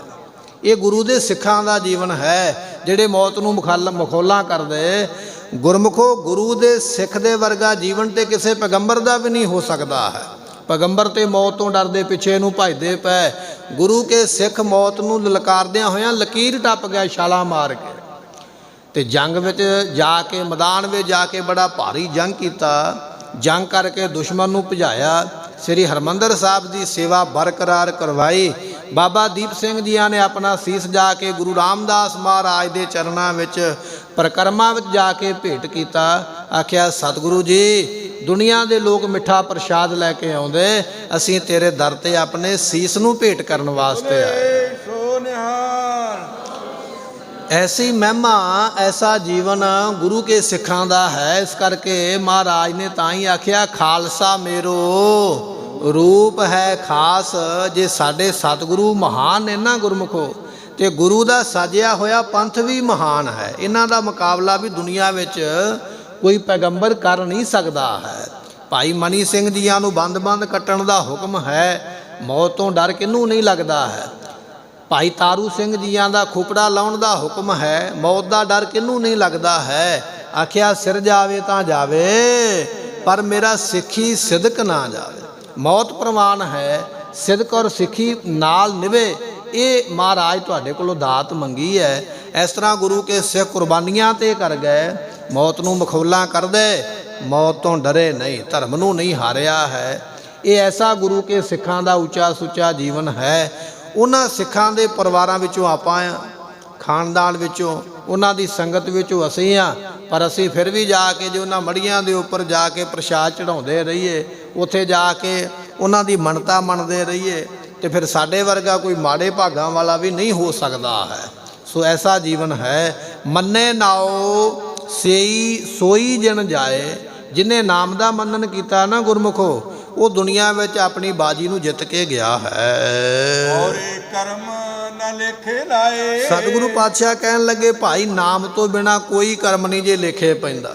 ਤੁਸੀਂ ਜਪ ਕਰ ਲਓ, ਤਪ ਕਰ ਲਓ, ਤੀਰਥ ਯਾਤਰਾ ਕਰ ਲਓ, ਦਾਨ ਕਰ ਲਓ, ਪੁੰਨ ਕਰ ਲਓ, ਕਰਮ ਤੇ ਬੜੇ ਕਰਨ ਵਾਲੇ, ਨਾਮ ਤੋਂ ਬਿਨਾ ਕੋਈ ਕਰਮ ਨਹੀਂ ਜੇ ਲੇਖੇ ਪੈਣਾ। ਨਾਮ ਨੇ ਮੁਕਤ ਕਰਨਾ ਹੈ। ਬਾਕੀ ਦੇ ਕਰਮ ਥੋੜਾ ਜਿਹਾ ਸੁੱਖ ਦੇ ਦੇਣਗੇ ਕੁਝ ਸਮੇਂ ਵਾਸਤੇ, ਪਰ ਮੁਕਤੀ ਨਹੀਂ ਮਿਲੇਗੀ। ਮੁਕਤੀ ਨਾਮ ਕਰਕੇ ਮਿਲਦੀ ਹੈ। ਮਹਲਾ ਦੂਜਾ, ਜਪ ਤਪ ਸਭ ਕੁਛ ਮੰਨੀਐ, ਅਵਰ ਕਾਰਾ ਸਭ ਬਾਦ। ਗੁਰੂ ਅੰਗਦ ਦੇਵ ਮਹਾਰਾਜ ਸਾਹਿਬ ਜੀ ਵੱਡੇ ਸਤਿਗੁਰਾਂ ਦੇ ਬਚਨਾਂ ਦੇ ਉੱਪਰ ਹੋਰ ਪਹਿਰਾ ਦਿੰਦਿਆਂ ਹੋਇਆਂ ਸਾਨੂੰ ਉਪਦੇਸ਼ ਦਿੰਦੇ, ਕਹਿਣ ਲੱਗੇ, ਭਾਈ ਵਾਹਿਗੁਰੂ ਦੇ ਨਾਮ ਦਾ ਮੰਨਣ ਕਰਨ ਦੇ ਨਾਲ ਜਪ ਤਪ ਵੀ ਤਾਂ ਹੀ ਸਫਲਾ ਹੁੰਦਾ। ਜੇ ਤੁਸੀਂ ਤੀਰਥ ਯਾਤਰਾ ਕਰਦੇ ਹੋ ਨਾ, ਜਪ ਕਰਦੇ, ਤਪ ਕਰਦੇ, ਨਾਲ ਤੁਸੀਂ ਆਖਦੇ ਪਏ ਵਾਹਿਗੁਰੂ ਵਾਹਿਗੁਰੂ ਵਾਹਿ, ਤੀਰਥ ਯਾਤਰਾ ਵੀ ਸਫਲੀ ਹੈ, ਜਪ ਤਪ ਵੀ ਸਫਲਾ ਹੈ। ਪਰ ਸਫਲਾ ਕਿਵੇਂ ਹੈ? ਜੇ ਤੁਸੀਂ ਨਾਲ ਨਾਮ ਜਪਦੇ ਪਏ ਹੋ, ਫਿਰ ਸਾਰਾ ਕੁਝ ਸਫਲਾ ਹੈ। ਜੇ ਨਾਮ ਨਹੀਂ ਜਪਿਆ, ਅਵਰ ਕਾਰਾਂ ਸਭ ਬਾਦ, ਬਾਕੀ ਤੇ ਸਾਰੇ ਕੰਮ ਐਵੇਂ ਵਿਅਰਥ ਹਨ। ਅਵਰ ਕਾਜ ਤੇਰਾ ਕਿਤੈ ਨਾ ਕਾਮ, ਮਿਲ ਸਾਧ ਸੰਗਤ ਭਜ ਕੇਵਲ ਨਾਮ। ਮਿਲ ਕੇ ਆਖੀਏ, ਅਵਰ ਕਾਜ ਕਿਤੈ ਨਾ ਕਾਮ ਮਿਲ ਸਾਧ ਸੰਗਤ, ਅੱਜ ਕੇਵਲ ਨਾਮ ਐਸੀ ਨਾਮ ਦੀ ਮਹਿਮਾ ਹੈ। ਨਾਨਕ ਮੰਨਿਆ ਮੰਨੀਐ ਬੁਝੀਏ ਗੁਰ ਪ੍ਰਸਾਦ। ਜਿਨ੍ਹਾਂ ਨੇ ਗੁਰੂ ਕਿਰਪਾ ਦੇ ਨਾਲ ਸਤਿਗੁਰਾਂ ਨੂੰ ਪੁੱਛਿਆ ਹੈ ਨਾ ਭਾਈ, ਐਸੇ ਜਿਹੜੇ ਨਾਮ ਦੇ ਮੰਨੀਏ ਕਹੀਏ ਮੰਨਣ ਕਰਨ ਵਾਲੇ ਨੇ, ਗੁਰੂ ਨੂੰ ਪੁੱਛ ਕੇ ਜਿਨ੍ਹਾਂ ਨੇ ਨਾਮ ਦਾ ਮੰਨਣ ਕੀਤਾ ਹੈ, ਉਹ ਗੁਰਮੁਖ ਜੀਵ ਜਿਹੜੇ ਹਨ, ਉਹ ਜੀਵ ਦੁਨੀਆ ਤੇ ਆਇਆ ਮੰਨਿਆ ਜਾਂਦਾ ਹੈ, ਉਹ ਦੁਨੀਆ ਤੇ ਆਇਆ ਸਫਲਾ ਹੈ। ਕਾਇਆ ਹੰਸ ਤੁਰ ਮੇਲ ਕਰਤੇ ਲਿਖ ਪਾਇਆ। ਕਾਇਆ ਕਹੀਏ ਜੀਵ, ਕਾਇਆ ਕਹੀਏ ਦੇਹ ਤੇ ਜੀਵ ਕਹੀਏ ਸੋ ਇਸੇ ਤਰ੍ਹਾਂ ਕਾਇਆ ਹੰਸ, ਕਾਇਆ ਨਾਮ ਗੁਰਮੁਖੋ ਸਰੀਰ ਦਾ ਹੈ ਤੇ ਹੰਸ ਨਾਮ ਹੈ ਜੀਵ ਦਾ। ਇਹ ਸਰੀਰ ਤੇ ਇਹ ਜੀਵ ਦਾ ਜਿਹੜਾ ਮੇਲ ਹੈ, ਇਹ ਕਰਤੇ ਅਕਾਲ ਪੁਰਖ ਨੇ ਧੁਰ ਤੋਂ ਹੀ ਪਾਇਆ ਹੈ। ਆਪਾਂ ਆਪਣੀ ਮਰਜ਼ੀ ਦੇ ਨਾਲ ਆਪਣੀ ਆਤਮਾ ਕੱਢ ਕੇ ਆਪਣੇ ਭਰਾ ਨੂੰ ਕਹੀਏ ਵੀ ਲੈ ਭਾਈ ਮੇਰੀ ਆਤਮਾ ਤੇਰੇ ਸਰੀਰ ਵਿੱਚ ਪੈ ਜਾਵੇ, ਤੂੰ ਆਪਣੀ ਆਤਮਾ ਮੇਰੇ ਸਰੀਰ ਵਿੱਚ ਪਾ ਲਾ, ਅਸੀਂ ਆਪਣੀ ਮਰਜ਼ੀ ਨਹੀਂ ਕਰ ਸਕਦੇ ਹਾਂ। ਇਹ ਪਰਮਾਤਮਾ ਨੇ ਧੁਰ ਤੋਂ ਹੀ ਇਹ ਸਾਡੇ ਸਰੀਰ ਨਾਲ ਹੀ ਸਾਡੀ ਆਤਮਾ ਦਾ ਸੰਬੰਧ ਬਣਿਆ ਹੈ। ਐਸਾ ਉਹ ਅਕਾਲ ਪੁਰਖ ਹੈ, ਧੁਰ ਤੋਂ ਹੀ ਉਸ ਕਰਤੇ ਅਕਾਲ ਪੁਰਖ ਨੇ ਇਹ ਲੇਖ ਪਾਇਆ ਹੈ ਵੀ ਕਿਹੜੀ ਆਤਮਾ ਨੂੰ ਕਿਹੜਾ ਸਰੀਰ ਮਿਲਣਾ ਹੈ, ਕਿਹੜੇ ਜੀਵ ਨੂੰ ਕਿਹੜਾ ਸਰੀਰ ਮਿਲਣਾ ਹੈ, ਇਹ ਪਰਮਾਤਮਾ ਦੀ ਦੇਣ ਹੈ। ਗੁਪਤ ਵਰਤਦਾ ਗੁਰਮੁਖ ਪ੍ਰਗਟਾਇਆ। ਸਾਰਿਆਂ ਦੇ ਵਿੱਚ ਉਹ ਪਰਮਾਤਮਾ ਗੁਪਤ ਵਰਤਦਾ ਪਿਆ ਹੈ, ਗੁਰਮੁਖਾਂ ਨੇ ਨਾਮ ਜਪ ਕੇ ਉਸ ਨੂੰ ਪ੍ਰਗਟ ਕੀਤਾ ਹੈ। ਗਾਵੇ ਗੁਣ ਉਚਰੈ, ਗੁਰਮੁਖ ਗੁਣ ਗਾਉਂਦੇ ਨੇ ਤੇ ਗੁਣਾਂ ਦਾ ਉਚਾਰਨ ਕਰਦੇ ਹਨ। ਮਾਹੇ ਸਮਾਇਆ, ਗੁਣ ਗਾਉਂਦਿਆਂ ਹੋਇਆਂ ਉਹਨਾਂ ਦਾ ਮਨ ਵੀ ਉਹਦੇ ਵਿੱਚ ਸਮਾ ਜਾਂਦਾ ਹੈ। ਸੱਚੀ ਬਾਣੀ ਸੱਚ ਹੈ। ਗੁਰਮੁਖੋ ਨਿਸ਼ਚੈ ਕਰਕੇ ਉਹਨਾਂ ਗੁਰਮੁਖਾਂ ਦੀ ਬਾਣੀ ਸੱਚ ਹੁੰਦੀ ਹੈ, ਜੋ ਬਚਨ ਕਰਦੇ ਸਫਲਾ ਹੈ। ਸੱਚ ਮੇਲ ਮਿਲਾਇਆ, ਸੱਚੇ ਵਾਹਿਗੁਰੂ ਨੇ ਉਹਨਾਂ ਨੂੰ ਆਪਣੇ ਮੇਲ ਵਿੱਚ ਮਿਲਾ ਲਿਆ ਹੈ। ਸਭ ਕੁਛ ਆਪੇ ਆਪ ਹੈ। ਸਭ ਕੁਝ ਉਹ ਪਰਮਾਤਮਾ ਆਪੇ ਆਪ ਹੈ। ਆਪੇ ਦੇ ਵਡਿਆਈ, ਆਪ ਹੀ ਉਹ ਸਾਰਿਆਂ ਨੂੰ ਵਡਿਆਈ ਬਖਸ਼ਿਸ਼ ਕਰਦਾ ਹੈ। ਆਹੋ ਆਹੋ ਸੱਚੇ ਪਾਤਸ਼ਾਹ। ਸਤਿਗੁਰੂ ਪਾਤਸ਼ਾਹ ਕਹਿਣ ਲੱਗੇ, ਇਹ ਸੱਚੇ ਪਾਤਸ਼ਾਹ ਅਕਾਲ ਪੁਰਖ ਆਪ ਜੀ ਵਾਹੋ ਹੋ, ਵਾਹੋ ਹੋ, ਧੰਨ ਹੋ, ਧੰਨ ਹੋ। ਸੱਚੀ ਨਾਈ, ਆਪ ਜੀਆਂ ਦੀ ਨਾਈ ਜਿਹੜੀ ਮਹਿਮਾ ਸ਼ੋਭਾ ਹੈ, ਉਹ ਵੀ ਵੱਡੀ ਹੈ, ਉਹ ਵੀ ਬੇਅੰਤ ਹੈ। ਇਸ ਤਰ੍ਹਾਂ ਮਹਾਰਾਜ ਜੀਆਂ ਨੇ ਇਹ ਜਿਹੜਾ ਸ਼ਬਦ ਹੈ ਉਚਾਰਨ ਕਰਕੇ ਉਸ ਸ਼ਾਹੂਕਾਰ ਨੂੰ ਉਪਦੇਸ਼ ਦੇ ਕੇ ਭਲਾ ਕੀਤਾ। ਰੋ ਨਾ, ਇਹ ਸਾਰੀ ਦੁਨੀਆ ਹੀ ਦੁਖੀ ਹੈ। ਫਿਰ ਮਹਾਰਾਜ ਜੀਆਂ ਨੇ ਕਹਿ ਕੇ ਇਹ ਸ਼ਾਹੂਕਾਰ ਦੀ ਘਰਵਾਲੀ ਨੂੰ ਆਪਣੇ ਕੋਲ ਬੁਲਾਇਆ। ਮਹਾਰਾਜ ਨੇ ਫਿਰ ਉਸ ਨੂੰ ਵੀ ਜਤੀ ਸਤੀ ਰਹਿਣ ਦਾ ਹੁਕਮ ਦਿੱਤਾ। ਕਹਿਣ ਲੱਗੇ, ਧੀਏ ਇਹ ਦੁਨੀਆ, ਇਹ ਸੰਸਾਰ ਨਾਸਵੰਤ ਹੈ, ਦੁਨੀਆ ਤੋਂ ਜਾਣਿਆ ਸਾਰਿਆਂ ਨੇ ਹੈ। ਜਿਹੜੇ ਜੀਵਨ ਕਮਾ ਕੇ ਜਾਂਦੇ ਉਹ ਸਫਲੇ ਹੋ ਜਾਂਦੇ। ਇਸ ਕਰਕੇ ਆਪਣੇ ਪਤੀ ਨੂੰ ਰੱਬ ਦਾ ਰੂਪ ਜਾਣ ਅਤੇ ਇਹ ਜਿਹੜਾ ਕੁਕਰਮ ਕਰਨ ਦੀ ਤੇਰੀ ਬਿਰਤੀ ਬਣੀ ਹੋਈ ਹੈ ਵਿਕਾਰਾਂ ਵਾਲੀ, ਇਸ ਬਿਰਤੀ ਦਾ ਤਿਆਗ ਕਰ। ਐਸਾ ਉਪਦੇਸ਼ ਦੇ ਕੇ ਉਸ ਬੀਬੀ ਨੂੰ ਵੀ ਮਹਾਰਾਜ ਨੇ ਨਜ਼ਰੋ ਨਜ਼ਰੀ ਨਿਹਾਲ ਕੀਤਾ। ਸ਼ਾਹੂਕਾਰ ਨੂੰ ਵੀ ਉਪਦੇਸ਼ ਦੇ ਕੇ ਨਿਹਾਲ ਕੀਤਾ। ਇਹ ਸਤਿਗੁਰੂ ਨਾਨਕ ਦੇ ਪਾਤਸ਼ਾਹ ਜੀਆਂ ਨੇ ਸ਼ਬਦ ਬਖਸ਼ਿਸ਼ ਕੀਤਾ। ਵਿਚਾਰ ਕਰਦਿਆਂ ਭੁੱਲ ਚੁੱਕ ਦੀ ਮੁਆਫੀ ਦਿਓ ਸੱਜਣ ਅਸੀਸੜੀਆਂ, ਸਾਹਿਬ ਸਿਓ ਮੇਲ। ਸਭ ਕੁਛ ਆਪੇ ਆਪ ਹੈ, ਆਪੇ ਦੇ ਵਡਿਆਈ। ਵਾਹੋ ਵਾਹੋ ਸੱਚੇ ਪਾਤਸ਼ਾਹ, ਤੂੰ ਸੱਚੀ ਨਾਈ। ਵਾਹਿਗੁਰੂ ਜੀ ਕਾ ਖਾਲਸਾ, ਵਾਹਿਗੁਰੂ ਜੀ ਕੀ ਫਤਿਹ। ਸਾਧ ਸੰਗਤ ਜੀ, ਬੇਨਤੀ ਹੈ ਕਿ ਵੀਰਵਾਰ ਨੂੰ ਸ੍ਰੀ ਸੁਖਮਨੀ ਸਾਹਿਬ ਦੇ ਪਾਠ ਦਾ ਸਮਾਂ ਜੋ ਹੈ ਉਹ 11:15 ਵਜੇ ਤੋਂ 1 ਵਜੇ ਦਾ ਹੈ। ਪਹਿਲਾਂ ਇਹ ਪਾਠ ਸ਼ਾਮ ਨੂੰ ਹੁੰਦੇ ਸਨ। ਇਸ ਵਾਰੀ ਇਹ ਪਾਠ 11:15 ਵਜੇ ਸ਼ੁਰੂ ਹੋਣਗੇ, 1 ਵਜੇ ਸਮਾਪਤੀ ਹੋਵੇਗੀ। ਉਪਰੰਤ ਆਪ ਸੰਗਤਾਂ ਵਾਸਤੇ ਖੀਰ ਪੂੜਿਆਂ ਦੇ ਲੰਗਰ ਤਿਆਰ ਹੋਣਗੇ। ਆਪ ਸੰਗਤਾਂ ਨੂੰ ਬੇਨਤੀ ਹੈ ਕਿ ਜਿਹੜਾ ਵੀਰਵਾਰ ਹੁਣ ਆ ਰਿਹਾ ਕੱਲ੍ਹ ਨੂੰ, ਵੱਧ ਤੋਂ ਵੱਧ ਹਾਜ਼ਰੀਆਂ ਭਰ ਕੇ ਲਾਹੇ ਪ੍ਰਾਪਤ ਕਰੋ। ਵਾਹਿਗੁਰੂ ਜੀ ਕਾ ਖਾਲਸਾ, ਵਾਹਿਗੁਰੂ ਜੀ ਕੀ ਫਤਿਹ।